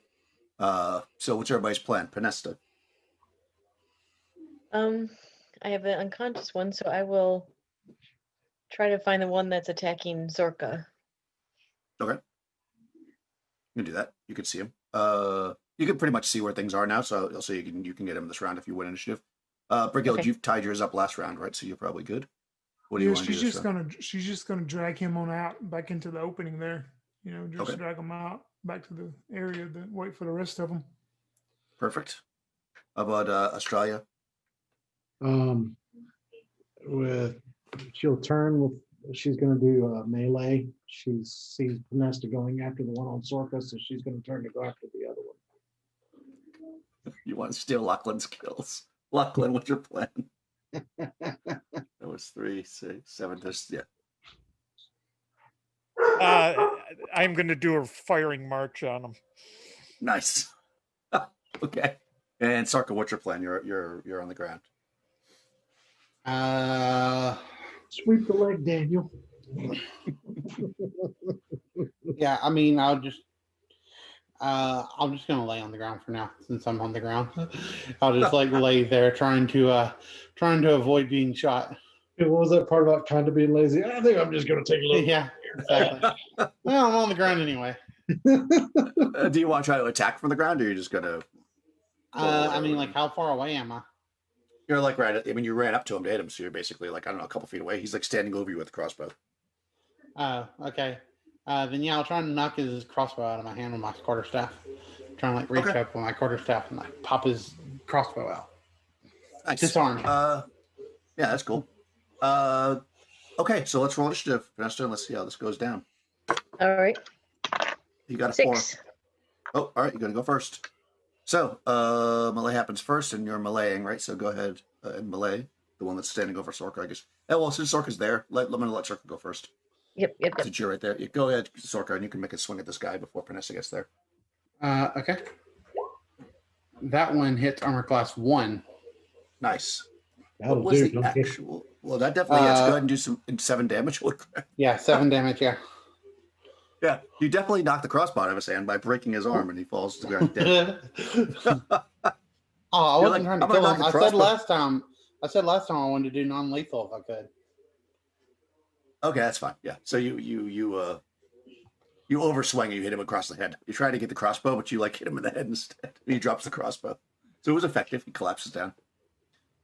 So Vanessa, you run forward and this guy's on the ground clearly. Okay. And then break. And then Yeah, I go do a ahead. cool thing where like I kind of like spin up and have my crossbow or my quarterstaff like down at him, making it look like I meant to do that, you know? Nice. Yeah. Like For sure. stay down. Nice. All right. So the guy with the one bolt in his shoulder, also Malay, would be Australia. Walk up on this guy. Yes. I want to basically run up to him, my hands up, and just take a swing. That's a 10, which for me hits armor class 5. Yeah, it's. Oh, shit. Didn't think that was going to be enough. All right. 2 plus 3 is 5. All right. Yeah. I mean, he only had one hit point left. He gets a bolt in his shoulder, and then approaching is this massive barbarian with this crossbow, like, and you just walk up and kill the guy. With a right cross to the chip. Bam! Would you like to shoot Australia? I'm throwing the crossbow on the ground. That's twice. That's twice in one combat. Wow. Two. Okay. Yeah. So that's that. So yeah, as the dust settles, there's 3 dead bandits, and 3 that they're captured, unconscious. You're out of combat, basically. I see what I did now. It's fine. I actually didn't roll a natural one. I rolled a 2 actually was what happened. I can see how it works now. Yeah, But it should it's tell you okay. what you roll, but I don't know why. I don't know. Usually you can see. I see how you can see. Like it. yeah, you have to like hover over it, and then it's on the bottom in parentheses. Right. 2 plus 3. Yeah, But that's it still does doesn't mean like it does plus 3 because it only uses a THAC0 of like 0 or whatever, or of 1 or whatever. So it adds your fighting ability, and then like yeah, it does target 20. yeah, exactly, yeah. I got you. It's just funny because AC 50. That's like, wow, that's a terrible attack. Yeah, I thought so maybe you that were just probably saying was it wrong. accurate. Yeah, Yeah. no, probably like a 2. Probably for a roll of 2, that probably actually is a 15. Yeah. All right. But yeah, you got these guys. I'm assuming you. Well, I know the Brigil tied hers up. I'm assuming you guys are gonna Yes. keep them incapacitated. And yeah, you're at the top of the cliff with these unconscious men. As noted, they're dressed in kind of, I don't want to say homemade, but like they're wearing kind of leather armor, but it doesn't look like it's the nicest armor ever made. It looks like it's probably from some of these lizards. They do have the repeating crossbows, as noted, which are not cheap. And some of them have these kind of odd, which the Lemurians can tell you they're called. Oh God, they're basically like swords. They are called kujang. It's a heavy single-edged sword, unusually hook shaped, similar to a deer's antler. So it's like it's a hook sword. And they recognize them. They're used a lot by the Linyi, which are kind of like the less civilized of the Lemurians. So like their version of like a barbarian or whatever is the best. Is kind of how they explain it. I mean, they don't use that term, of course. With What kind of barbarian sword in is the it group. again? What's that? What kind of sword was it again? It's called kujang. Kujang. Kujang. I don't know if that's actually a real thing. That's a good question. Let's say kujang. It is a Kujang real weapon. Oh yeah, there it is. Wow, look at that. It's Indonesian. Oh, that's pretty awesome. Well, there you go. There's some kujangs. there. Well, let's see. How many of them have that? Oh, they all have those. They all have those, and they all have repeating crossbows. These guys are like pretty good. They're bronze, I believe. Do we find any kind of papers or ID or anything on the dead ones? Well, any of them, I guess. Yeah. Search their bodies. Let's see what they got on them. Let's see. They are carrying water skins. They're carrying basket packs of gathered edibles. So it looks like they were collecting food. Each of them has a sack of like kind of pre-made food, like their lunch for the day or whatever. Like it's, you can see it's like wrapped up with it's rice with like wrapped in if you break it open, it's like rice and some dried meat that's wrapped in leaves that they were clearly going to eat as their food. But they seem to be collecting edibles, as I said, not that kind of edible crystal. And they all have a little bit of let's see. I'm just going to do it this way because I don't want to. I'll just take an average. Six. So between all of them, they've got about 20 electrum in coin. The electrum seems to be, you haven't seen electrum like this before. It's probably from some ancient Lemurian site or something. It's not something you've seen electrum before, but it's often from older civilizations, and this is minted in a kind of a strange way that you've not seen before. As far as paperwork, let me just look at their camp to see what else they might have.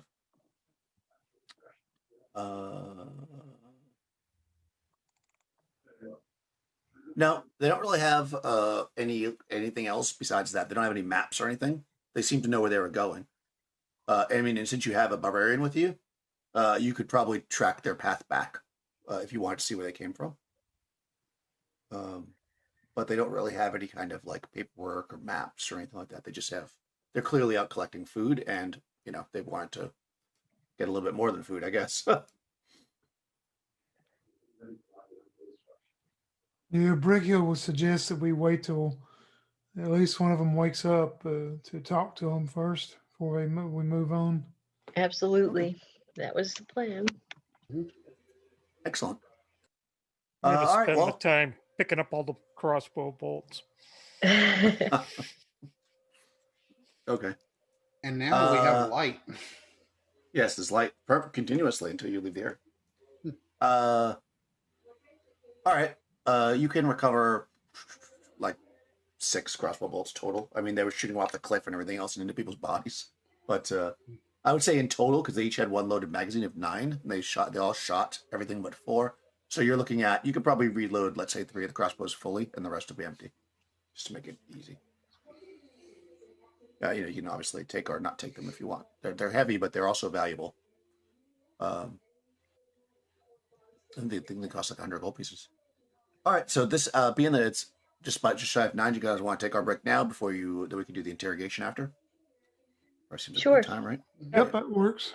Let me do that. So let's take a little 10-minute, get a new drink, whatever, and we'll see you back.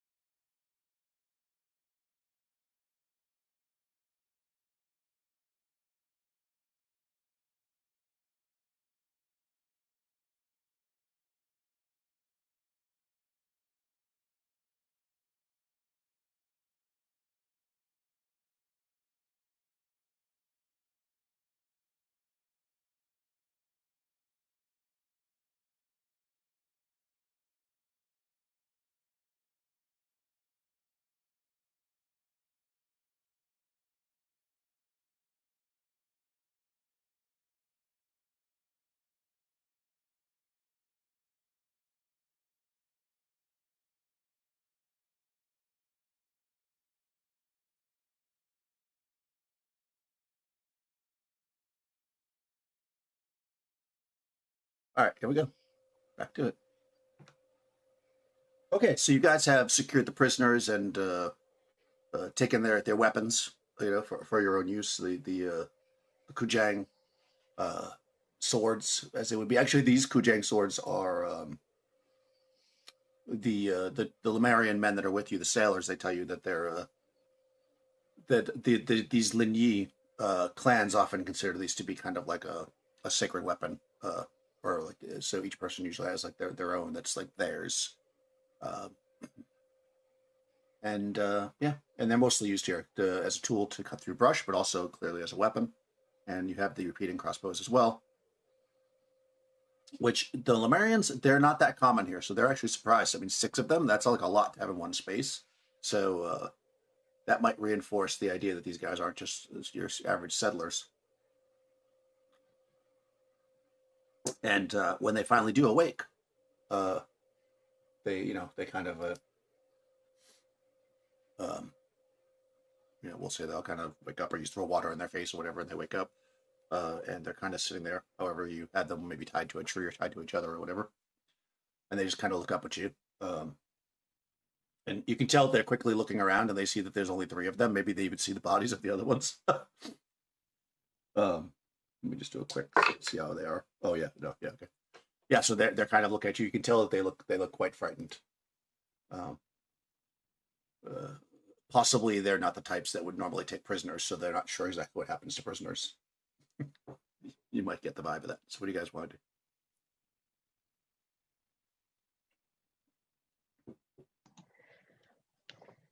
As they would come to. Ooh, Oh. sorry.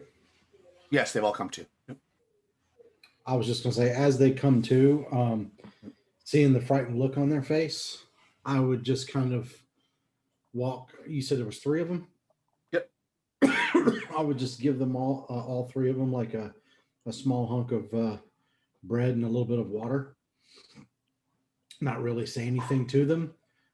Just as I give them each a piece, I would just, the only thing I would say to them as I give it to them is I'd look up at them and I would just say, this was not our intention, but your man forced our hand. And then I would give them a piece of bread and some water, and then I would just kind of step away, recognizing that Sorka was getting ready to speak. Okay. Yes, Sorka would nod approvingly, and she'd say, like, yes, we didn't want to anything. Well, we didn't wish for it to come to this. We're willing to let you, take the bodies back to your villages to have your final rights to them. But we need to have some kind of guarantee that that while we're exploring this island, your villagers will not attack us again. Yeah, so you give them the bread, and they kind of look at you. At first they're a little nervous, but then one of them eats it and then doesn't immediately die, so the other ones eat it, and they seem like they haven't had bread in a long time, so they're pretty happy. Although clearly they eat because they got the food. And they're listening to you as they kind of shove the bread in their mouth, and they say, yes, of course, we didn't want to do that. It was his idea, and he forced us. We're just trying to live out here in peace. If you let us go, of course we would never bother you again. Our village is peaceful. Mhm. Brickiel is going to go over to where Panesta is, since she can speak to him the best, and find out who they are and what you can. And if it doesn't work that way, we'll go to other means, myself and Lackland. We're not going to listen to the peace lovers and let them go. That's foolish. Right. I was also thinking that. I will go to them and I will say, are you all from this settlement here on the shore? Oh no, no, no. Our village is inland. Uh, into the west. There's another village on this island? Oh yes, there's lots of villages here. We're quite settled. Well, then who lives here in this village that we overlook? Oh yeah, we avoid them. They're bad. Those are bad people down there. We're not with them at all. We're definitely not with them. Of course not. Of course not. Of course not. No, those are Now I bad know people. you're. Those are the bad people, right? Yes, yes, yes, yes, yes. We're just humble villagers, trying to get food for our families, so that we can survive. Out here, um, in So the wilderness. humble villagers with repeating crossbows. Interesting. Well, we have to, hunt. There are many dangerous animals on the island that would uh, mostly eat vegetables and rice. You could see, from our baskets. Of course, of course. But And there was three of you versus the one guy who forced you to do all this stuff. Is that right? well, I mean, he's very strong. Um, Apparently not strong enough to survive an arrow in his chest, but strong nonetheless. Now, how about we do the truth? Tell me who you really are. Yeah, so he kind of looks, and one of the other guys, he looks, he says, "Yeah, that wasn't going to work." Well, we can give you information. Let us go, and of course, give us back our weapons, and we will give you information on the camp down there. They have lots of gold and also gems and jewels and opium. Not You opium, most lotus. certainly, you most certainly will not be getting your weapons back. I can guarantee you that my friends will not give them back. I mean, I might have, but I doubt they will. So, Well, we'll die traveling back to our village. Oh yeah, you don't believe us about that. We'll die in the jungle without the weapons. At least give us back our Kujang. I look at Brighild. Yeah, and she's trying to listen to half of what they're saying, and asking, interpreting it all, and they seem to speak of these people in the encampment down there. But how do they? They're not part of them, or they? Where are they from? Oh, I'm pretty sure they're actually part of this encampment down there. Well, they keep pretending that they are not, though. They can give us What if? information, but do they want their swords back? I told them we absolutely would not be giving back their weapons, but I wonder if these are part of this pirates that we heard about. Maybe you well, should ask them about the people we're looking for, the mayor's daughter, and them, if they've had any contact with them. all right. So, you men who are from wherever you're from, We get around. Now the third guy's talking.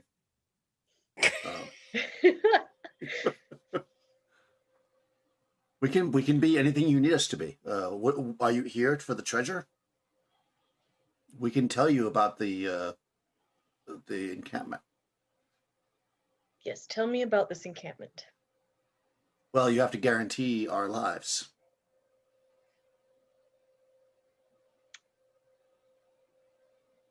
I look at Lachlan and I say, are you going to be good?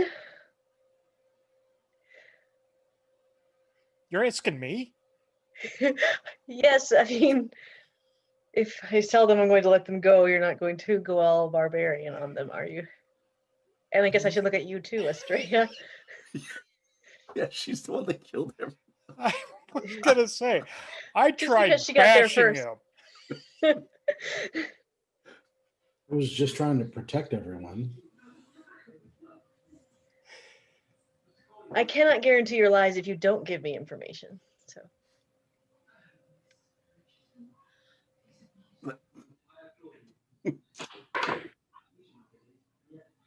Okay, fine. The first one speaks up again, and he says, "Well,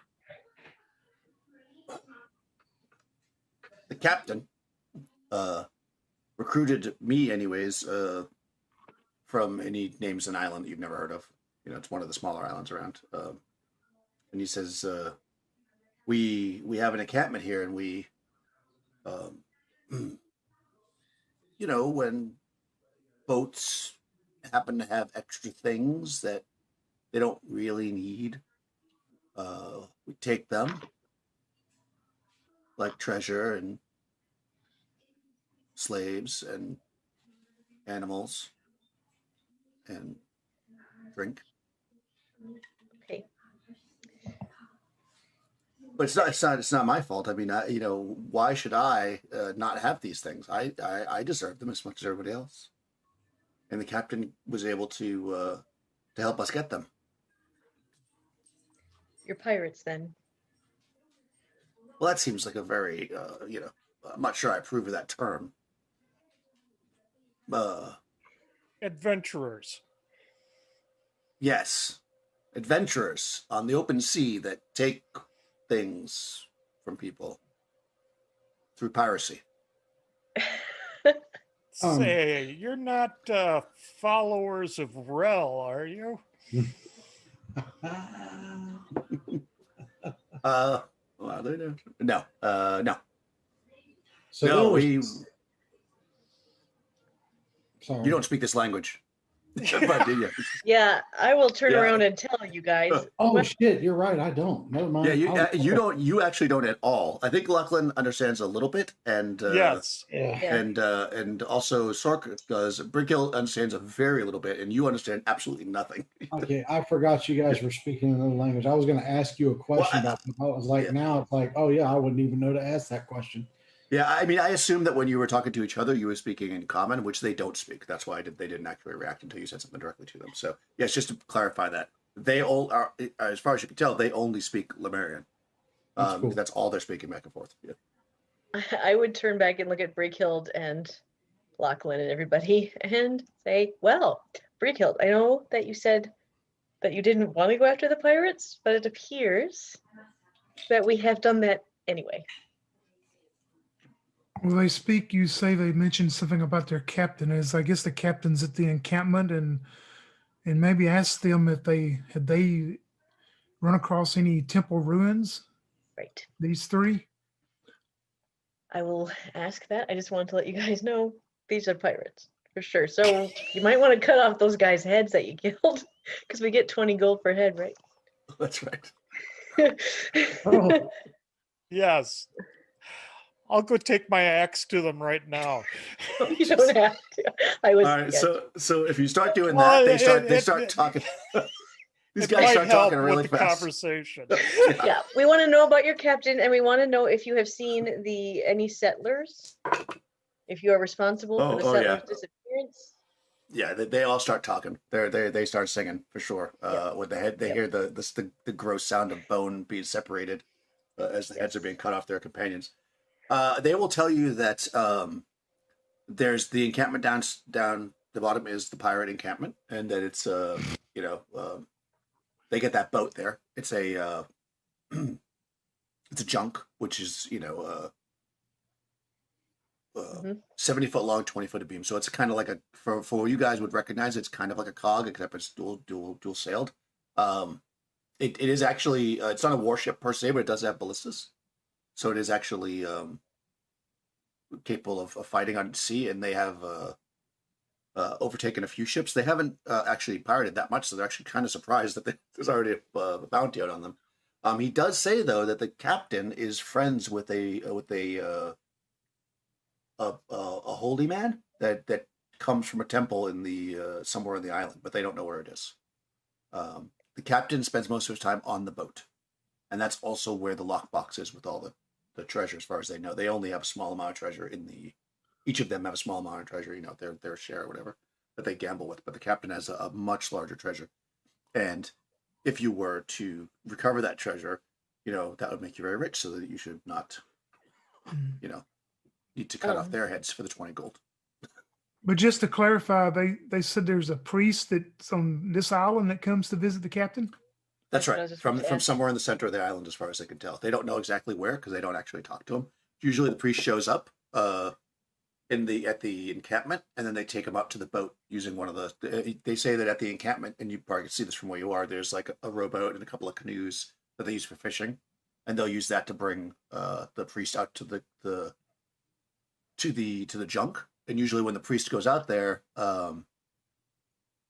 he all the other men that are kept on the boat usually leave, so just the captain and the priest spend time together in prayer. Is what they say until they later. So nobody really,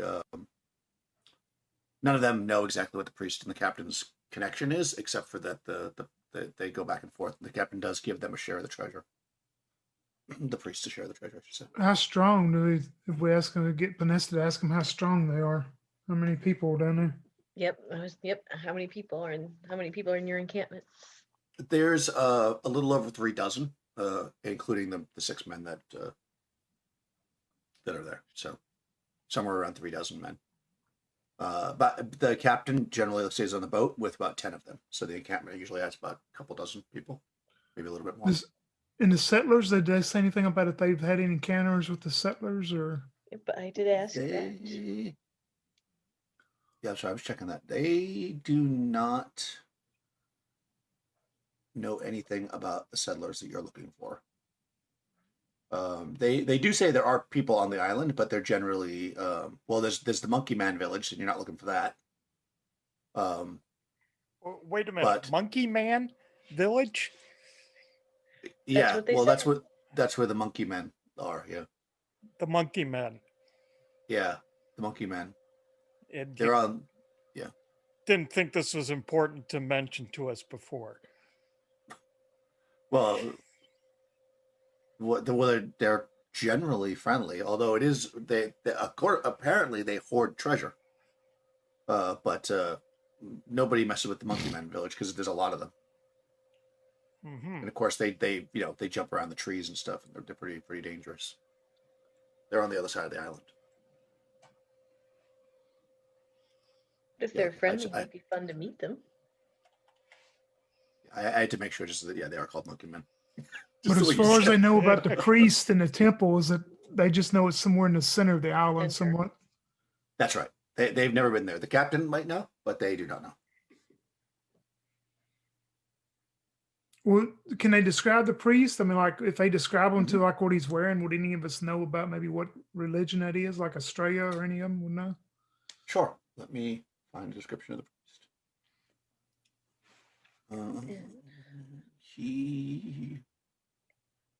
Let's see if it says how he dresses beyond being,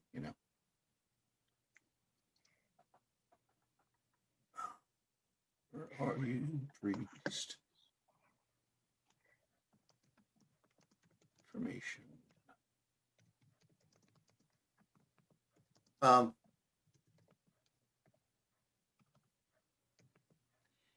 He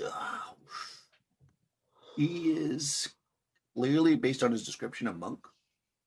He's shaved head man. He is dressed in simple garments. Let's see, and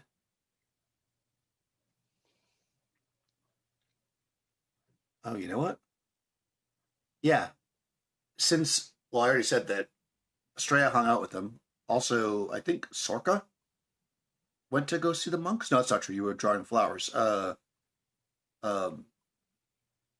Lachlan and also Balky, whatever his name is, Balky, right? Yeah.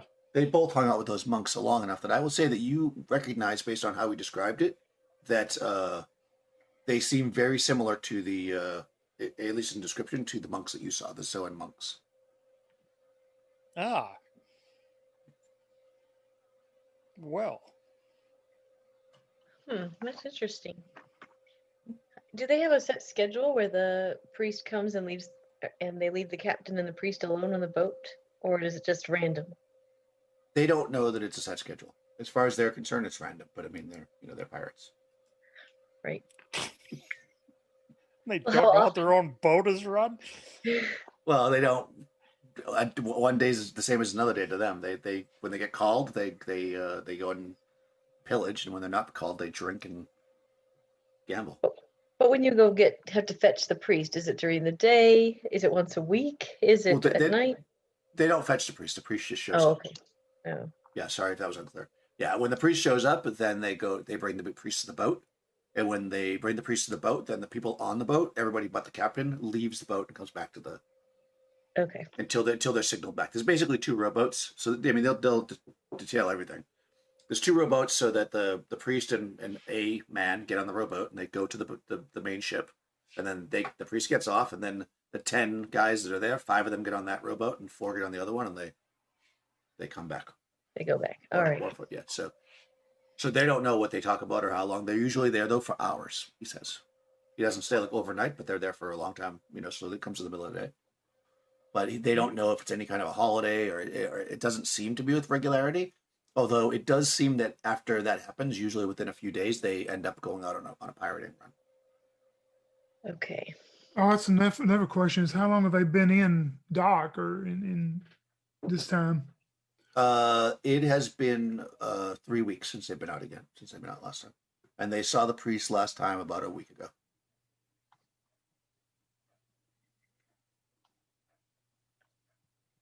Saw the priest about a week ago. Yeah.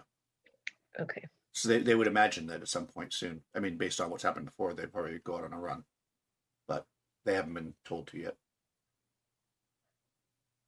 So these guys have long hair or short hair? The monks? They're bald. No, these pirates. Oh, yeah, they have long hair, the pirates. Yeah, okay. Yeah, I'm braiding their hair of the skulls into the leather strips on my kilt. Oh, nice. Yeah. Yeah, they have like top knots, kind of pulled back. Then I'll go over and I just kind of grabbed one by the hair and I start, kind of looking at his neck.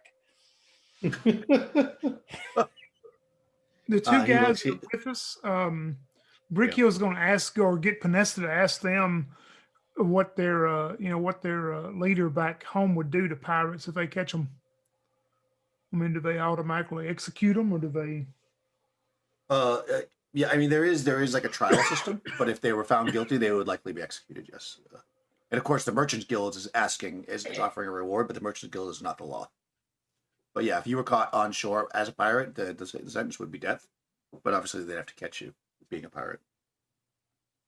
Yeah, after they tell us that Brickhill, knowing that these guys don't speak common, Brickhill looks towards Panessa first and the rest of them, and she goes, once we're finished questioning these men, they cannot leave here. They will go and return to the camp, and then we'll have those 24 tracking us, and they will be cutting off our heads. I know. And I never actually promised them anything. Swack. Wow. They're pirates. Yes, they have admitted their faults, and there's no other recourse. And Brickhill will look towards Sorka and Australia and go, if you two have a problem with this, it would be best maybe you should go off into the jungle, but these men will not leave here today.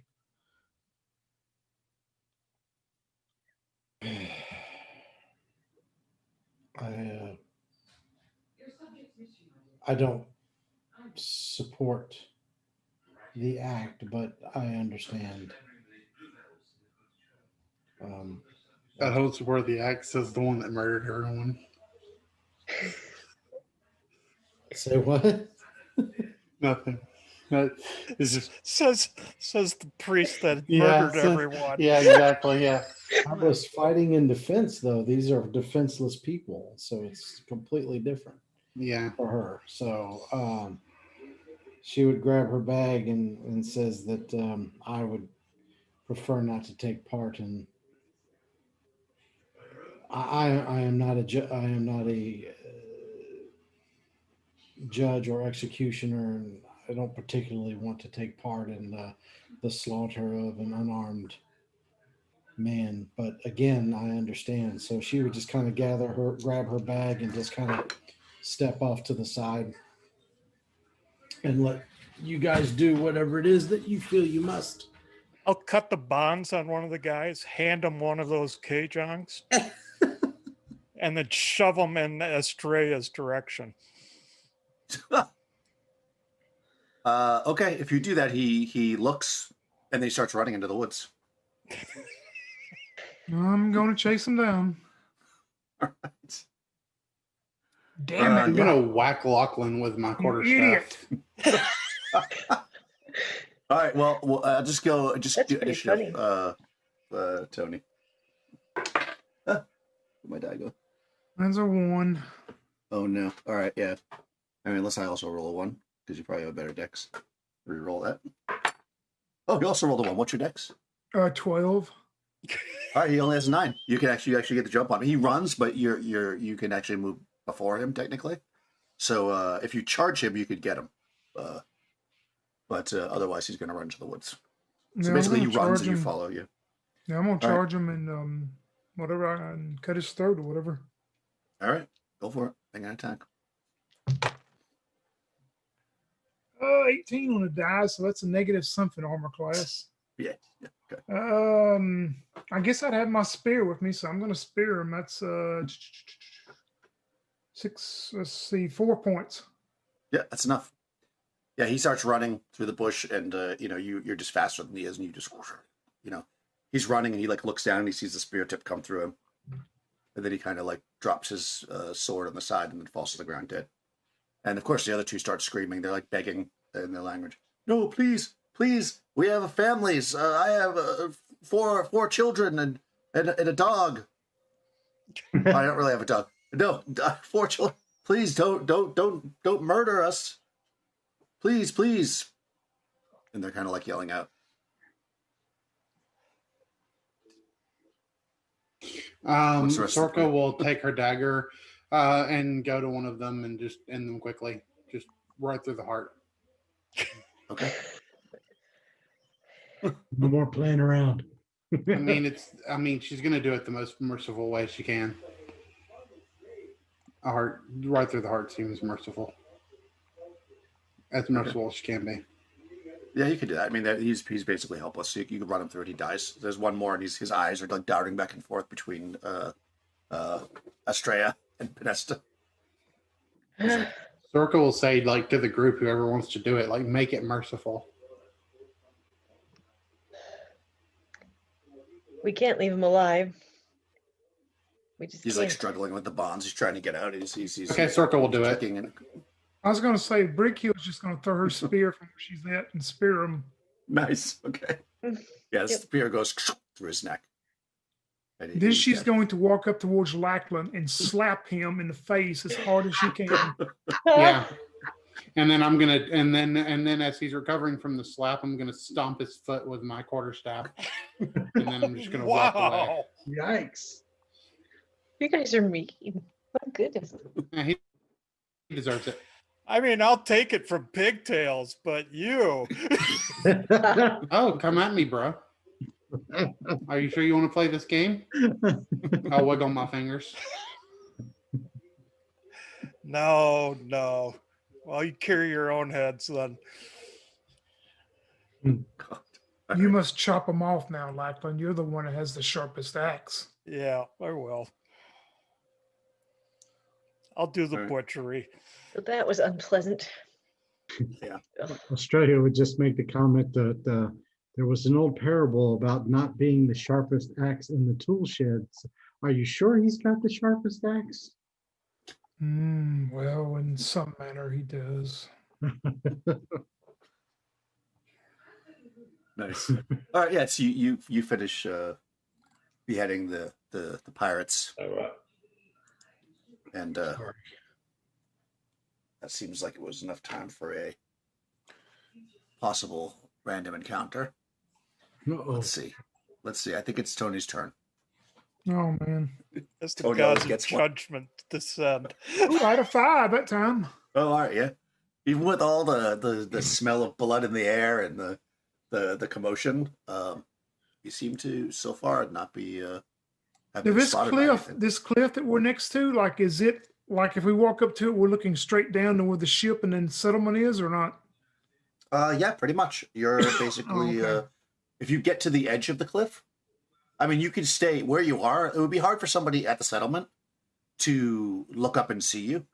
Let's say because they'd have to really know you were there because you're 200 feet up.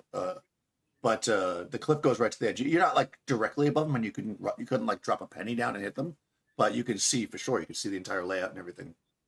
That Oh, would well, totally yeah. be them. Her ideal though was to roll those bodies off that cliff. Have to Oh, yeah, know no, if it's that- that close. Yeah. That's Well, probably she suggests to Lackland them if they'll help them, let's hide them somewhere in the jungle from further deep in where they're not easily found. Yeah. Am I allowed to change the color of my light after I cast the spell? sure. Why not? All right, I'm gonna change it to like a red color then to make it harder to see. Okay. Yeah, you could do that. Yeah, I mean, there's no, I don't see the reason why that would be. Someday you'll find a reason that ult's going to be so OP, and then you're going to be like, no, you let me do it once. But yeah, Yeah. you can definitely cast it. Yeah, I would imagine you can change it. All right. Yeah, you do that. You pull the bodies in. I mean, you get the sense there's a lot of predators and stuff around here. So, depending on, So it's you good know. that we're going to carry our own bloody heads in a sack. Well, that's also true. Yeah. But Yeah. they are worth 20 gold. Well, if there are 24 people or more down in that encampment, as they say, that's not something we should just wander off into. Maybe Oh no. Lackland wants to scout out and make sure that is the correct count. But at night we could, or we could continue on to the further deep of this island. As he says there's some priest and temple there. Maybe that is what we were looking for. Yes. And we could talk to we could maybe intercept the priest if it's been a week since he's been here. Maybe he is planning on making a return trip. Yes, if we could intercept him and per se kidnap him momentarily. I'm afraid though if he's in cohorts with a bandit captain, that doesn't sound well unless he's maybe been coerced somehow by this bandit. Yes. Until we actually get a chance to talk to him, we won't know. But that is a good point. Well, with Estrella around, I don't know if we'll have a chance to talk to him. She I don't just think she's shrugs. going to just kill another monk. She just shrugs. Could be a little fisticuffs. Yeah, she's like, not sure what she's done to deserve all of this. You're not sure? I mean, the best part about the whole thing is that Lachlan definitely would have just murdered everybody too, but since you didn't get a chance, you can actually stand in judgment. Because there's definitely no question you were going to kill them.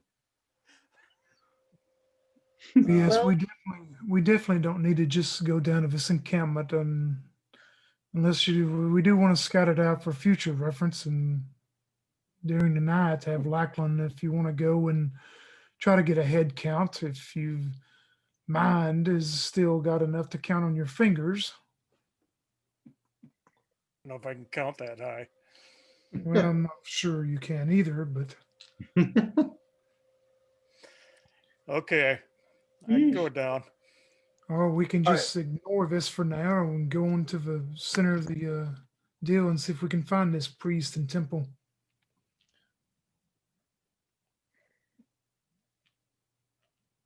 You definitely think that from where you are, you know, being that these guys came this direction, you could probably follow their trail to figure out how to get down if you want to try to get down to the settlement. But also from where you are, if you like get on your belly and crawl close to the edge, you could pretty much see it. So if you wanted to do a little reconnaissance, you could probably do it from here. I mean, it's like a quarter mile away, so you're not going to get perfect idea, but you can get a general idea of this thing. But if you want to get down to it, you could follow their trail, or you could just stay along the shore and see what the cliff and see what you see. Or, of course, like I said, you could go deeper into the. You're basically right here, currently. Well, if we got a good sense of it, if we can see it, I just Yeah, if we can soon- belly crawl. Yeah. Yeah, I mean, it's a just quarter soon mile away, but not you're up walk top. into the middle of their camp. Yeah. Although it's I on the know shore. Brighild wants me to, but that's fine. Hmm. Yeah, it's basically. Yeah, you know, let me do this. Stand by. I'm gonna import the map right now. Can be Well, actually, my- I'll. You know, what, no, I will not fall back on the ease of that. I will just explain it to you. Yeah. Let me go into a quarter of. I'm going to make you have to work for it. I will explain. Okay, so the encampment itself is. Actually, I'm going to do it this way. This is the fastest way. I just want to hold up the whole thing and do that. I don't think there's anything on there that you can't see. I'm just going to do a screenshot of the actual encampment. And then I'm going to open it here.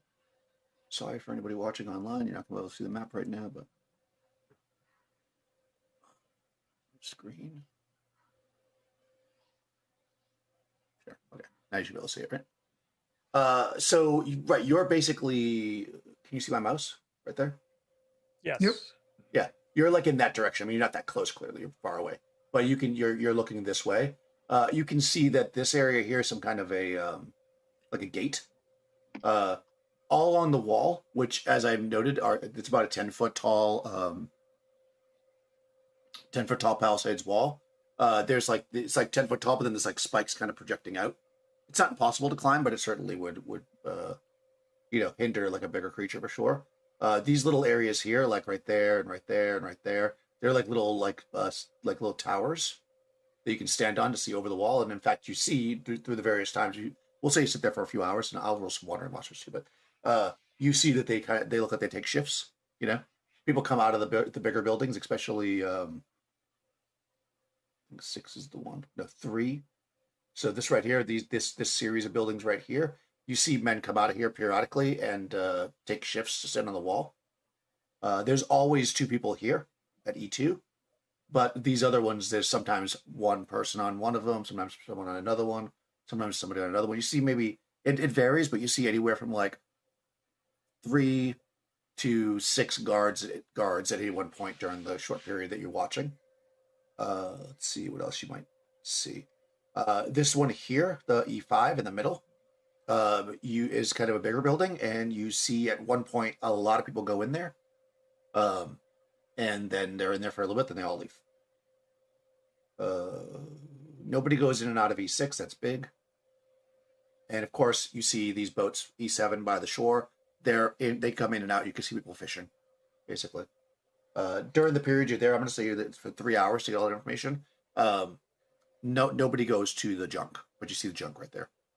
Nobody Is goes there to it, but anybody on the they junk? fish. Yeah, there's people on the deck. You see some men there. About how many men do we know that are out there? I mean, they're small. The guys you murdered, those that you brought justice to, said that there's usually about 10 people, and that probably seems about right. Because it's hard to say because they from this distance they kind of look the same. They're all dressed like in loincloths, and they're all men, and they all kind of have similar. So you see people come in and out of the front and rear castles, as you call that. But you don't ever see 10 people all at once. But you wouldn't be surprised if there was 10 people on the boat. What about the encampment? Do we have a head count on how many different ones? Probably. I'm going to say, yeah, go ahead and whoever has the highest intelligence, make a test of intelligence. We'll just do that. And we'll see basically what you got. I think mine's 14. Mine is 14. Definitely not me. Higher than mine. All right, so what about have you two guys? Australia? Oh, right, Australia. Mine's only 9. Oh, Okay. Average. Okay. All right, Vanessa, you want to do it or you want me? Well, you go ahead. You're wise. Here we go. Roll a 2, so that should do Oh, it. nice. Yeah, definitely. Yeah. Yeah. You would gather that, not counting the men on the boat, there's roughly about 25 people in the camp. Yeah, so they told the truth then. It's nice that they mark their ground with letters and numbers so that we could easily tell what they're doing and where they're going. Well, those are military ranks. So the Mhm. sergeant is in the middle there, E5. You know, it might be easier to take that boat and use the big guns on it. Well, I'm what is just your saying. what is your purpose behind doing this at all? This is not what we're here for. Well, I thought we wanted to wipe out the pirates. Wasn't No, that part of it? we're here for the to find these missing settlers and that daughter of the man, Oh, and they were probably something to do with the temple. well, I don't see any settlers down there. I see a lot of pirates. Yeah, that was my next question, Daniel. We haven't seen any like slaves or any like people just walking around and being ordered around by others, have we? That we can No, tell. nothing that seems obvious like that. I mean, you see people in various states of I don't want to say undressed. That sounds like being. That's not what I mean by it. But like, you see some people just walk around like loincloths, and other people have like big silk, robes on. So you might be like, oh, well, that person just in a loincloth. They might be a slave, but it's hard to say. That you don't see anybody being like mistreated or anybody tied up or anything. So it could be that there's some slaves there, but it's hard to say. Okay. Especially at this distance. But your gut would be no, that there's not. There's just different levels. Like if you're like a low level pirate, maybe you just have a loincloth. It's No, I would say possible. So We- we're just waiting for the priest to show up so we can follow him back? Is that the... I say we continue forward Towards the and center of the island. Yeah, go to Yeah. the center of the island and see if we can find this temple ourselves.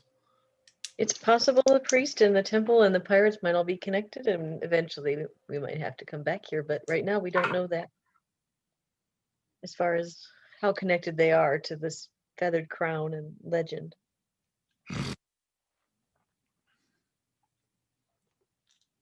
But of course, Nice. they did say we could keep their boat if we took them out. Oh.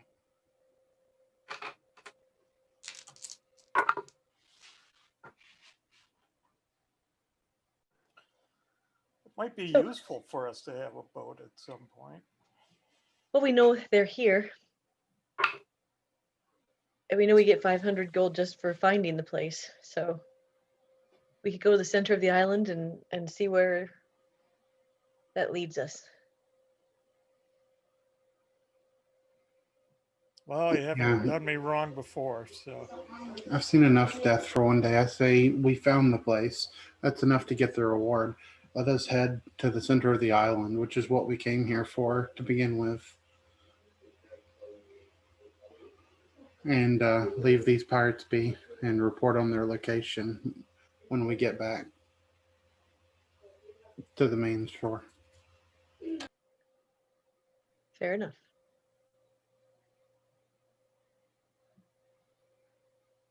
Okay. So you're gonna head with a little bump in the nope, the shrimp's still good. Okay. You're gonna head to the kind of further inland. All right, good. Go ahead and roll a d6 there, Rush. I rolled a 1. Oh, you are surprised. Oh man. Okay. Oh wow. Okay. Oh crap. Okay. It's another 6 pirates. No, it's Monkey Man. No. There's all the Monkey Man. No. You hear, although it's so fast that you don't have a chance to react because you're surprised by it. There's like the crashing of branches and coming running at you as this Is there a picture of this thing? Hold on, I gotta see if there's a picture of this thing. Great. Oh man, it's so good. Let's see, is there a name? Is there a picture? Come on, there's gotta be a picture of this thing. Oh We'll see man. how badass Google a picture of Australia it. is. Oh, there is. Okay. Hold on, this is great. Okay, hold on, I gotta show you this. This is good. Too good. And so, by the way, this is like man-sized. So, oh, hold on, where'd it go? There it is. Oh, where is it?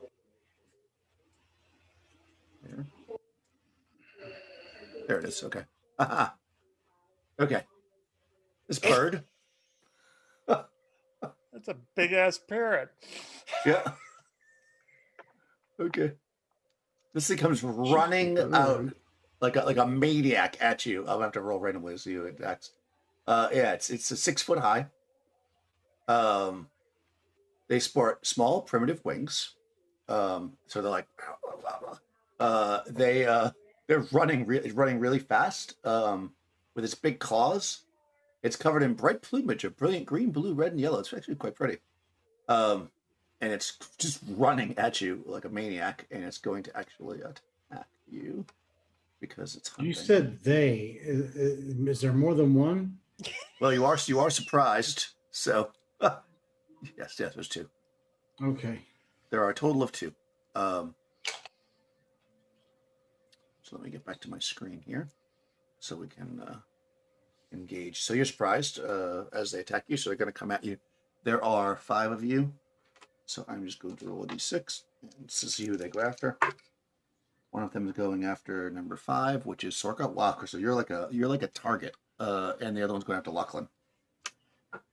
That red light. Just step out of the way and let him run off the cliff. You weren't surprised that. If you weren't surprised, that'd be an amazing. Patting his Amazing. little wings as it goes down, like, oh my God. like How good would like that it be? runs off the cliff and then like it reaches down to like make sure there's no land there, and then it holds up a little sign that says "uh-oh." Yeah, it is basically that creature. Yeah, it's definitely. Curse you, little T-Rex wings. Oh man. Okay. All right. So the first one's going to attack. I think it just gets 1 attack. Yeah, it tries to tear at you with its beak. Although in the description it says that they tear things apart with their claws, but the attack is beak. So I guess it's attacking you with its beak. All right. This one's against Breakhild. 13 is going to. It's 3 hit dice. So it's going to hit armor class 4. That's me. I see 4. No, not Breakhild. I'm sorry. No. Lachlan, rather. It's Lachlan and Sorka that I went after. Sorry. Does that hit That hits Lachlan? me. Yeah. All right. So you can hit. The bird hits you. Let me roll Sorka as well. 9. That only hits an AC of 8. So I think that misses you, I'm guessing, Crystal. Does yeah. So, yep. You dodge out of the way of the bird. But one of them tears into or tries to take a big bite out of your barbarian. 1 and 3 is 4 points of damage. Okay. Yeah, and I guess the other one runs past and you keep going. Off the edge of the cliff.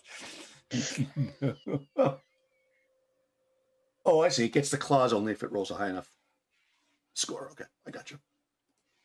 Which is funny because in the description it says it attacks with its claws. And you don't want to attack with its claws. Let me tell you that right now. So yeah, this thing jumps at you and tears you up. And what's everybody doing? So let's figure out initiative here. You just got scattered. This thing just ran through the group. Or things. There's 2 of them. What's everybody want to do? Vanessa. Okay, spell. Vanessa. Melee. Okay. Breakhild. Yeah, she's going to do melee, but she kind of looks at Estrella kind of like and nods towards Lachlan like, you better help him out again. Estrella. Oh, pigtails! You have such a low opinion of me. If these things run right into the group, I'm going to go with melee, I guess. Okay. Sorka all right. can. She'll say, "I got this one." She doesn't want anyone attacking it. Yeah, you can yell that out. Lachlan. I'm doing an uppercut with the axe. All right. Cool. Let's I think Panesta rolled less combat, so Brighild or Tony roll initiative for the group. It got a 4. I had a 4 too. Dex Okay. 12. Oh, this is the first time that their dex is actually better than yours, so they're going to try to attack again. I guess the people that since nobody else has moved, they're going to attack the same people. So against our meaty barbarian, misses with a 4, and against our less meaty druid, 18. That's going to hit you for sure. Luckily, it is not high enough to use the claws though. So it's gonna try to bite into you.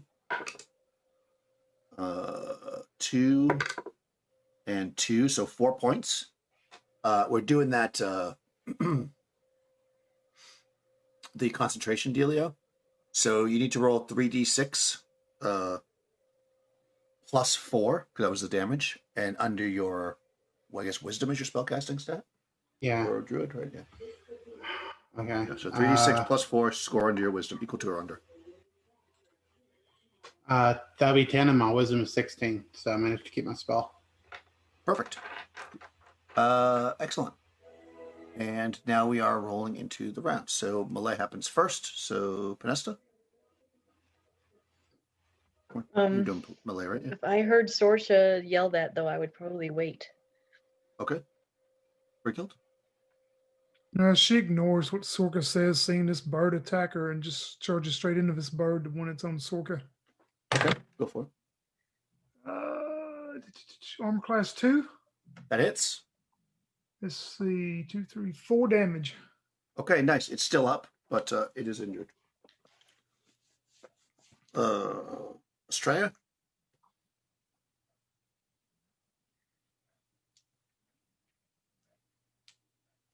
I'm going to go to melee. And which one is the one, I guess, that would be closest to me? I was saying I'll do 1 through 3 will be the one that's on Lachlan. Okay, the one that's on Sorka is the closest one to you. All right, so I will turn and immediately just throw a strike at the bird. So you're going to punch the giant bird in the face? Yeah. I mean, it's kind of too close to be trying to use a bow, so. No, I just like to have it be said out loud. Okay, yeah, I'm gonna try and punch the giant bird in the face. It's rolled a 19, so I know that hit. Oh hell yeah! It's gonna be in the negative, so it'd be a d6 plus 3.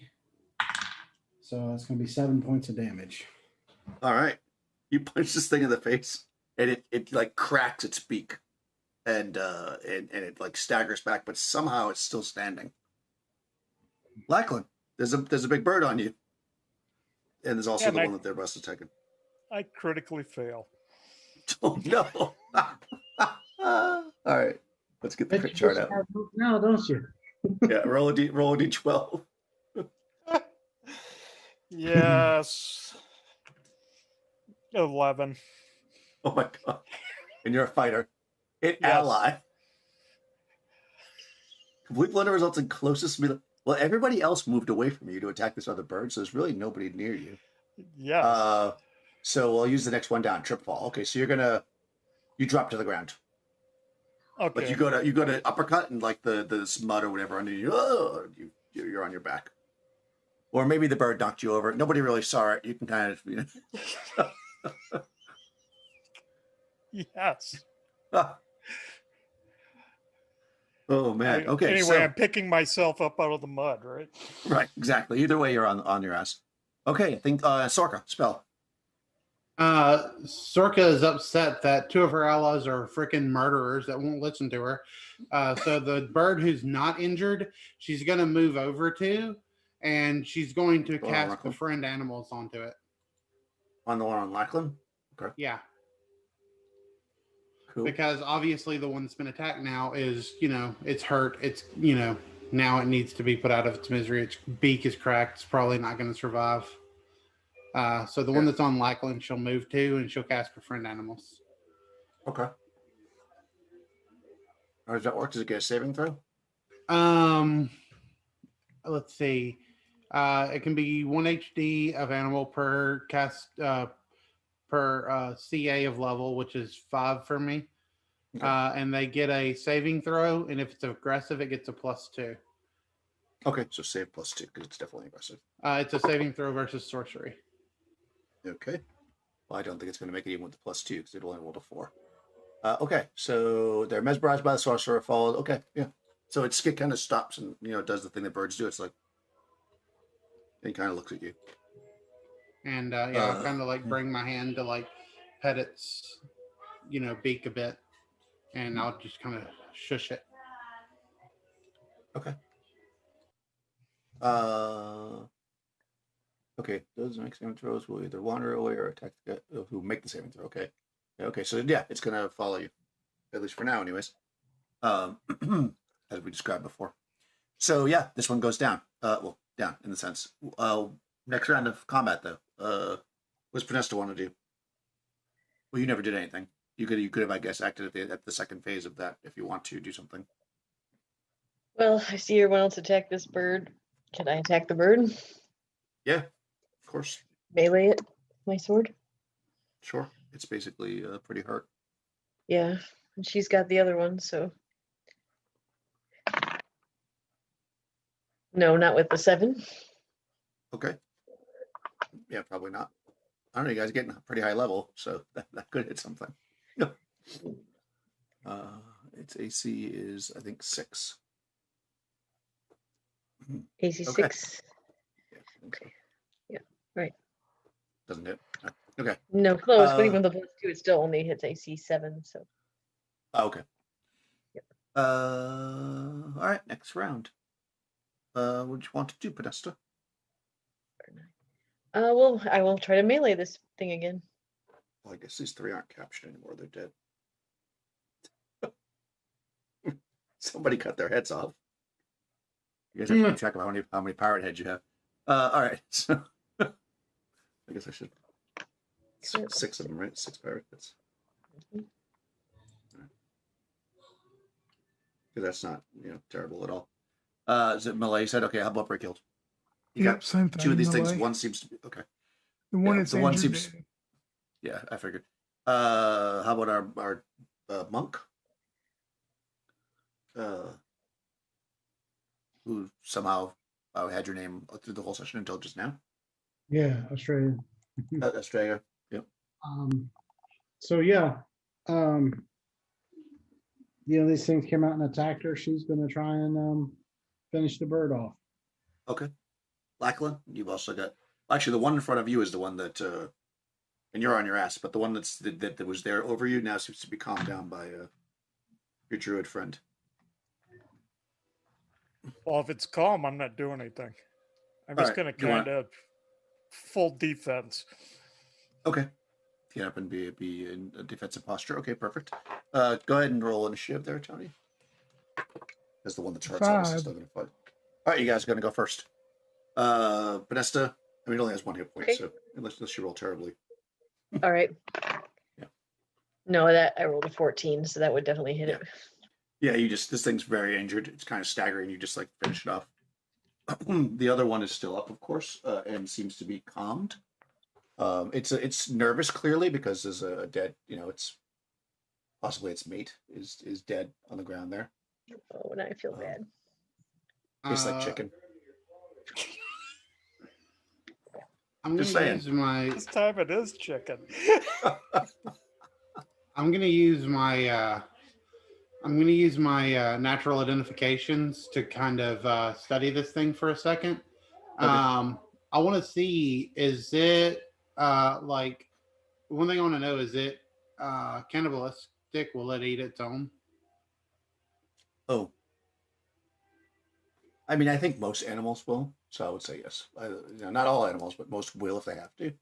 You don't see signs I that mean, it if has, it's like but a packed hunter, like I know wolves won't, for example. well, they don't like to, but they I mean, almost any carnivore will probably eat their own, but you don't see signs that it does it regularly, I guess is what I'm saying.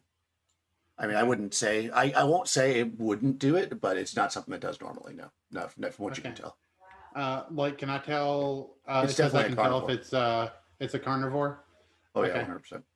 I would like to take then like some like fish out of my pack, and I'll sort of like lead it into the woods a little bit, and I'll leave it those fish, and I'll Okay. just tell it. I'll like try and like calm it, and just kind of like lead it to the fish and let it like eat the fish and give it the sign that it should leave. When it's done eating.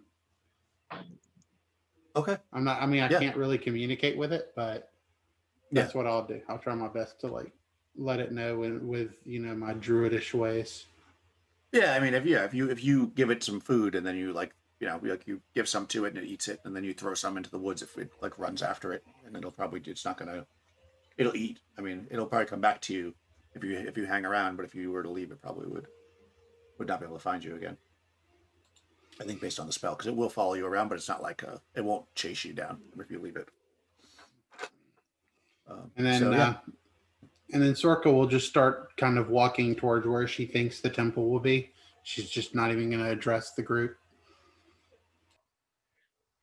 Okay. What's everybody else doing? You got this dead chicken on the ground. That's beautiful plumage. Probably reach down and pluck a feather or two, and then would kind of stand back up and just look around the group confused, like, and you look off towards Sorka walking away and look over to the others with this look on her, like, what's her problem kind of a look, because she's generally confused.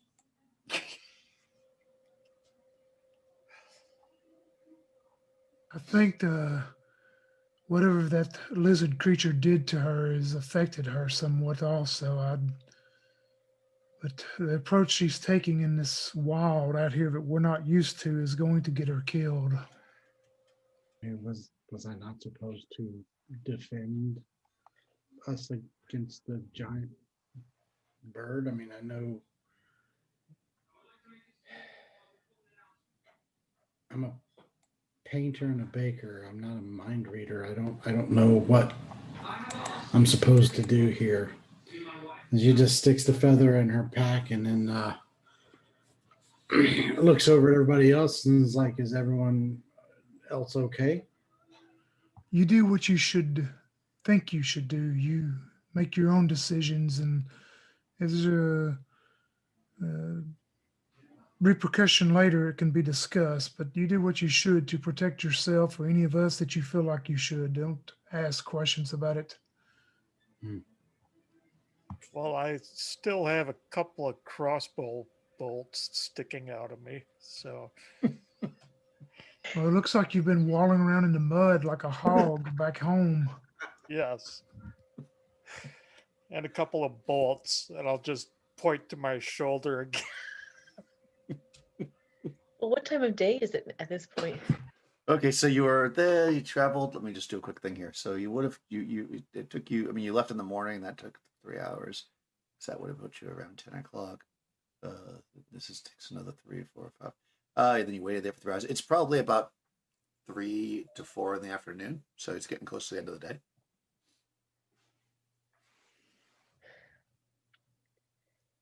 Okay. Well, Lachlan, if you need to rest, perhaps we should find a place to rest. Are you okay to go on? I'm okay to move on. Okay. Just yeah. Don't throw any branches in my direction. I can wait for these to come out. It's fine. It's really. It's only a couple of inches sticking out of my chest. That's all. Well, I can pull them out, but I'm not a medic. I can't. Unfortunately, I'm not Old Town. He was the best healer. So. True. Akil is going to walk up to Lachlan and look at him, and she's going to pucker her lips and go, "Open your mouth." Uh-oh. What? Just open your mouth. Okay, I open my mouth. She's going to pop that Goodberry right into his mouth real quick. Yeah, what do you get? 1 hit point back with that? Yeah. Look You at feel a little. I would have been nervous too. Yeah, so you'll heal 1 hit point. Yeah. Oh, Listen, 1 hit point's better than nothing. yes. I just, You also won't be hungry tonight, apparently. yeah. Well, I think Thanks. it's one. It's one or the other, right? I don't know. Does it do both? I didn't even It know does both. berries filled you up. Until- But you can't eat more than one and then 8 a day. Of course, I forgot to tell people that. So Well, 8 a day. Well, I don't think 8 would be a lot. You'd be like, oh, it's like Thanksgiving. well, But does it do it both? So if doesn't you have, say like- that you can't eat. It just says that you like feel satisfied, basically. Yeah. If it only takes 8 grapes for the whole day, one grape's gonna make you feel pretty damn good. Yeah. It says a single berry can nourish a man for a day. Oh, or it can cure him of 1 HP. You're Yeah. right, actually. Yeah. Yeah, one of the. One The or the choice other. of the choice of a sort of mini wish by the consumer. Oh, Right. I get a choice. Yeah. Yep. Go ahead and screw this one up.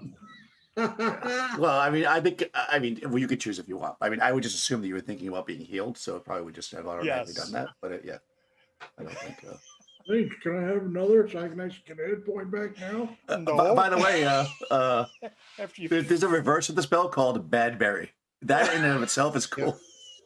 You're not kidding. Like what? You're not kidding. yes. What? I don't know what it does. I guess it makes you probably poisons you. I'm guessing. Oh, What's the yeah, spell? yeah. Bad Berry must cast. No, you're not kidding then. No. No, I'm 100% serious. Yeah. Yeah. The reverse of the spell Bad Berry must be cast on spoiled or rotten berries. It makes them appear fresh. These berries deliver mild poison to the consumer for 1 hit point of damage, negated by a death saving throw. If multiple bad berries are consumed at the same time, only 1 saving throw is allowed, although the Oh, same no. maximum of 8 berries is effective. Oh, interesting. So you could put 8 berries in somebody's food, and I guess they would eat them. I mean, if they were, because they wouldn't know, It's and been then you could done. basically kill them. Yeah, that's kind of a really terrible way to kill somebody. I'm gonna kill you with some bad berries. It didn't kill me, but it was horrible. Right, it was bad. You didn't like it. How far away are you gonna walk, Sorka, while they're doing all this? Are you just like completely walking off on your own? I mean, like I'll walk a little bit and I'll kind of wait for them. Okay, I'm all sort right. of So you're not walking actually away from them right now because I'm like a little upset that they are like murdering everything. Fair enough. All right, yeah. So you don't get far enough away that you would get lost or anything. No. Yeah. So you guys travel a bit further towards the high ground or whatever, or you want to say. And what you actually encounter, like right around here, is what appears to be not just like because you went off since you wanted to go high ground, you didn't follow directly the path that the poor innocent people that you murdered. I mean, the pirates didn't follow their path. But what you encounter is a much more well-worn path. I mean, it's not completely like there's foot traffic every day, but it's pretty clear that it's a path that's been cut. Not just like people have moved through the woods, but like somebody's used. You see like cut, especially a barbarian with you and everything. You see like cut branches and stuff that are starting to heal back. So it's like clearly this is a path that's been that gets traveled, and it goes in 2 different directions. It goes. I will draw it for you with my freehand drawing skill. It goes like. I mean, you can't see all that obviously because each hex is a mile and a half or whatever. So you can't, I mean, a quarter mile, so you can't see all that, but you can see it goes in both directions. And you're like basically like in the middle. So you're like here, and you see it go like up, and then to the north, and then you see it go to the south. But in both ways it turns. So, if you'd like to follow it. We don't have any other leads, right? So we might. Right. Yeah. Would you like to follow it to the north or to the south? I say to the north because to the south is where the pirates are, right? The pirates are here. You guys are currently right here. Yeah, I mean, I'd say follow it to the north. Seems more reasonable. Fair enough. North it is. All right, yeah, follow it to the north. It starts heading up. It's like it's a twisty path through the jungle, but it's a path, so you're actually moving a much faster pace than you normally would be. But however, let's roll down to.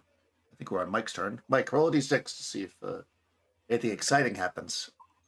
I won. Hey, Come on. look at you.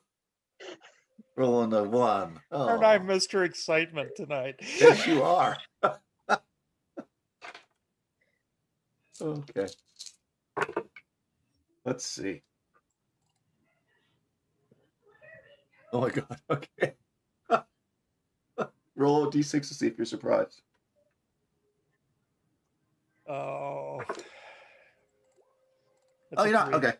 So now you recognize the crunching sound through the jungle, and you're all kind of like, oh crap. Oh, how far away are they? No, they're still not that far away. They're about 80 feet away. You see 2 more of these really huge birds. They kind of come cracking out of the woods, and they're basically on the path in front of you. They turn, they do that thing with birds, like they turn their head, and their eyes, like their dead bird eyes, look at you, and they open their beaks a little bit, and you can tell they're gonna charge at you. So, Vesta, what would you like to do? There's 2 more of these things. They're 80 feet away. They're 80 feet away at this point. Yeah. Oh, I'll try spell. Okay. How about Brickhild? She's not going to do anything. She's just going to set her spear for spear charge and let the Okay. druid take care of them. Set spear for charge. Perfect. Australia.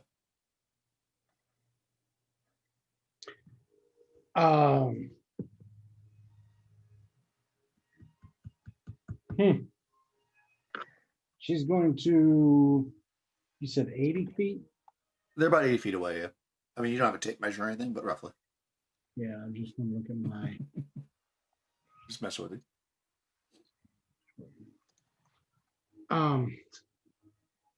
She's going to ready her bow, but hold her shot. She's going to do, like, I guess, go into the ready shooter mode.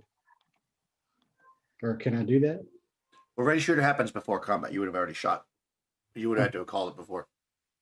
Yeah, I don't know what Young was trying to do last time, which didn't make any sense. But yeah, you could hold your bow to shoot and shoot second phase if you want. You don't. Yeah. You can say I'm going to shoot in the second phase. Yep. Yeah, that's fine. That's what I'll do. Yeah. Yeah. Lachlan, what's your plan? Knocking 2 arrows. Okay. And Sokka, you see 2 more of these birds. They look hungry. The one that is in front, I'm going to be casting a spell on.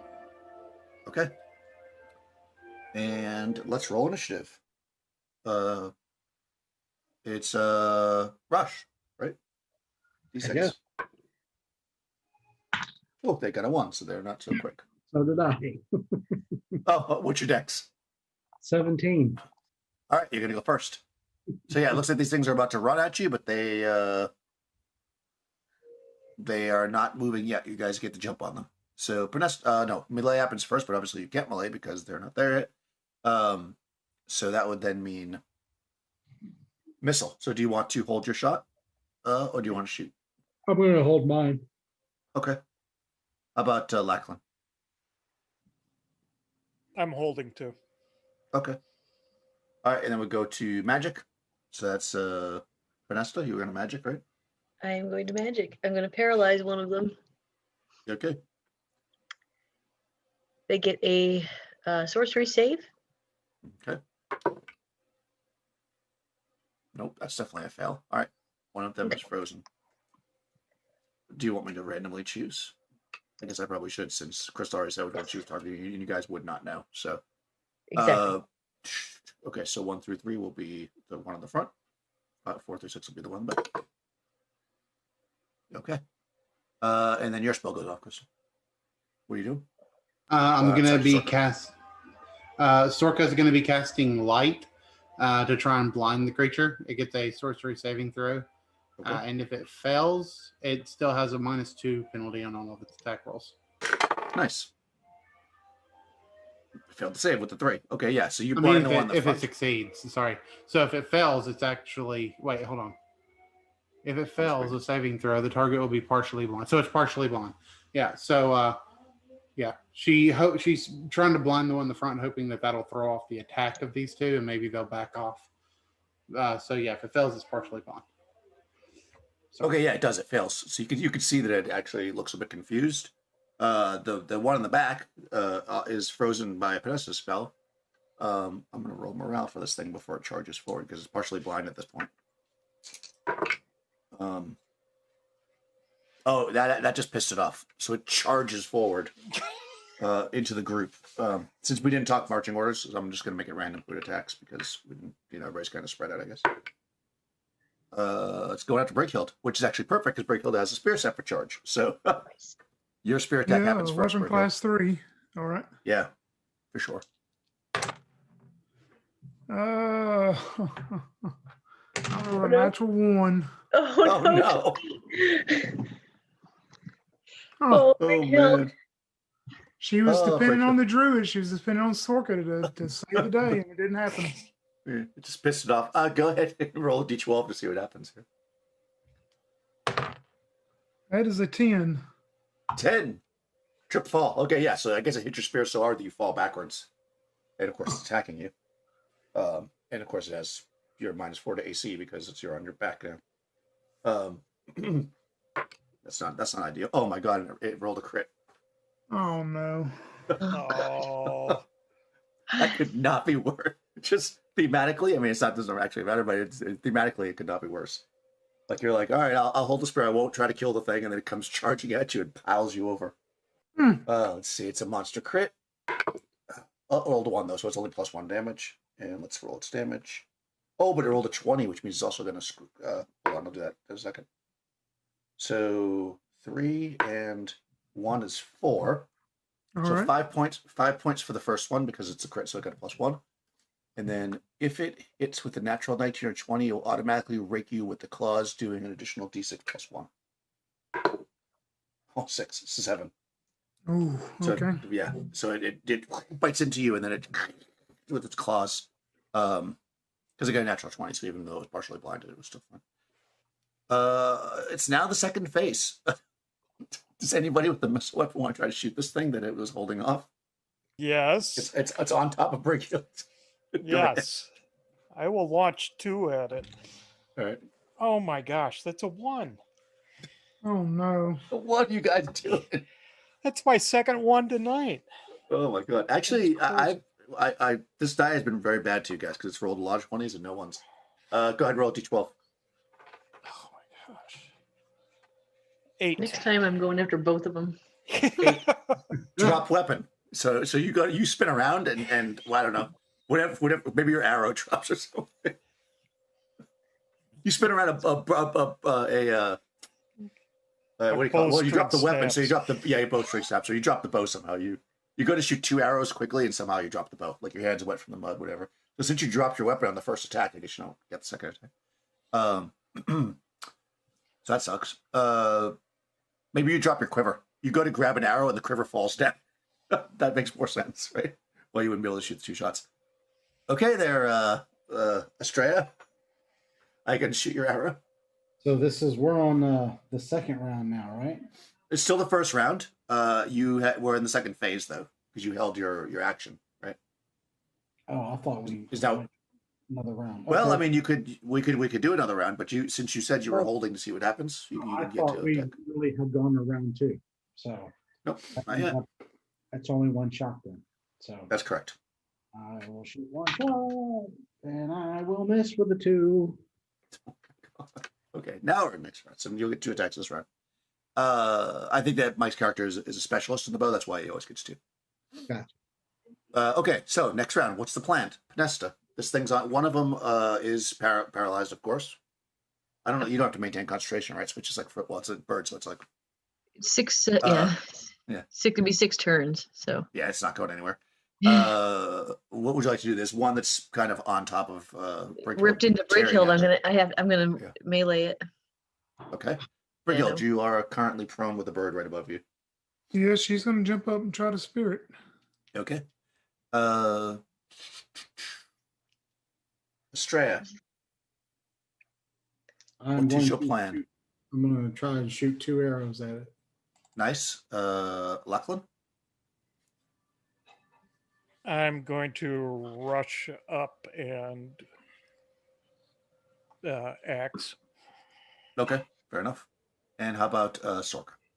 What is your plan?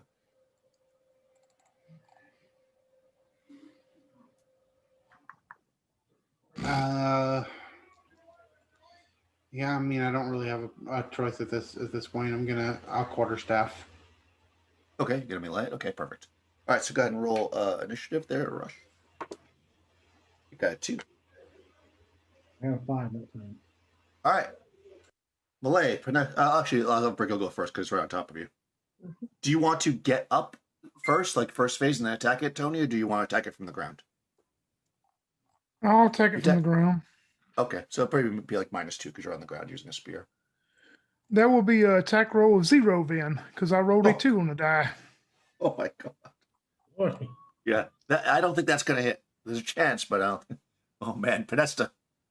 All right, take out my long sword. 13. That hits armor class. Oh, where'd my combat matrix go? Armor class 3. Oh yeah, you said they were 6, so yeah, that hits. Yeah, the armor class is 6. Yep. Okay.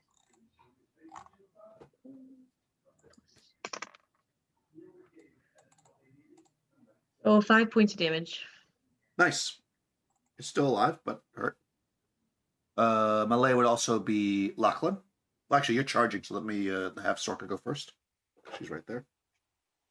I had AC -2 for 7 points of damage. That's enough. Once again, Lachlan's kill has been stolen. This time by the druid.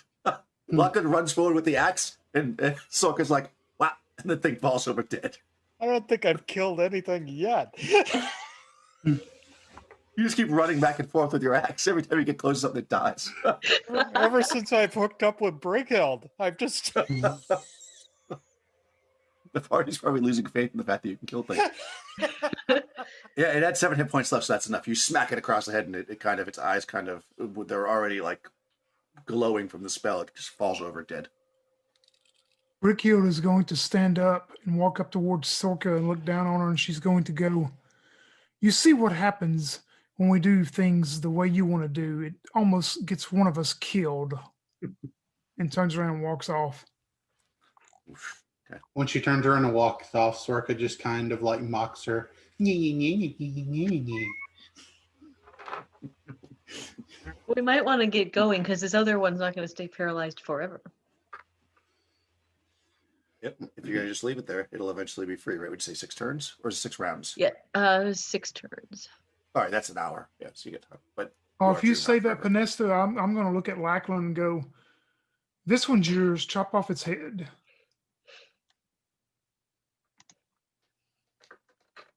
I can only kill things if they're down.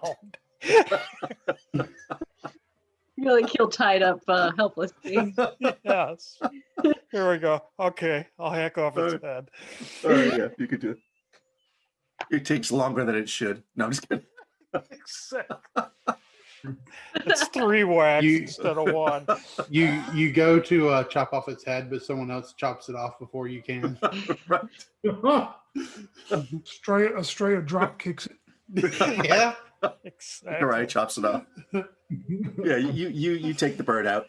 As it's starting to get at this point, you're basically on the map. You guys are like right. You know, I'm just gonna put you right here. This is a good place to leave you. Right here. And what you see in front of you is, we'll draw it. My excellent drawing skills. You know what that is? A ladder? A square? It says stairs. Hey, it's hard to draw with this roll 20. there is a effectively a set of stairs cut into the side. Oh yeah, that is a terrible drawing. Hold on, because I had the other overlay on, so I couldn't That's see all it. right. I was like, I can't read it, but then I realized I had to map at 30%, and I'm like, oh, no wonder. Yeah, it's I probably should have done it more of an angle. Yeah, it's a set of stairs going up, and you're near the base of it in the jungle still. Let me give you the description of it because it's probably where we're going to leave it, so you guys can. She's like, a We'll sign. be like, next time on, the sun is starting to set. It's about 6 o'clock. You're looking at these ancient stairs because they're definitely ancient. That I know. Let me see if I get any good box text here. This model doesn't have a lot of box text. Next. You know I love me some box text. Daniel loves the box text. Yes, I do. All right. The hands of primordial people carve these twisting stairs into the face of the cliff. The stairs can be climbed with relative safety. However, you notice as you step out to see the stairs and kind of look at to see like maybe how old they are or what you think your chances are of being able to climb up it. You do see they look like they're pretty safe. But then as you're standing there, a shadow passes overhead and you look up and you see the huge flying birds overhead. They don't see you. It's not an encounter, but just you can see that that you're going to expose yourself to any kind of flying creature because you're going to be stepping out into the open. And I think we'll leave it there. 6 p.m. on the what day did I say it was? The 19th day of the 10th month of the 9th year. There's a light rain falling. There are dinosaur birds flying. I know they're not dinosaurs. And well, I know they're not dinosaurs, but they are. This is a fantasy world. And that's where we'll leave it. If you guys want to continue to explore in the dark, or if you're going to try to set up camp in the jungle, I guess we will decide that next time. Let's see. Yeah, some of us are hurt pretty bad, I think.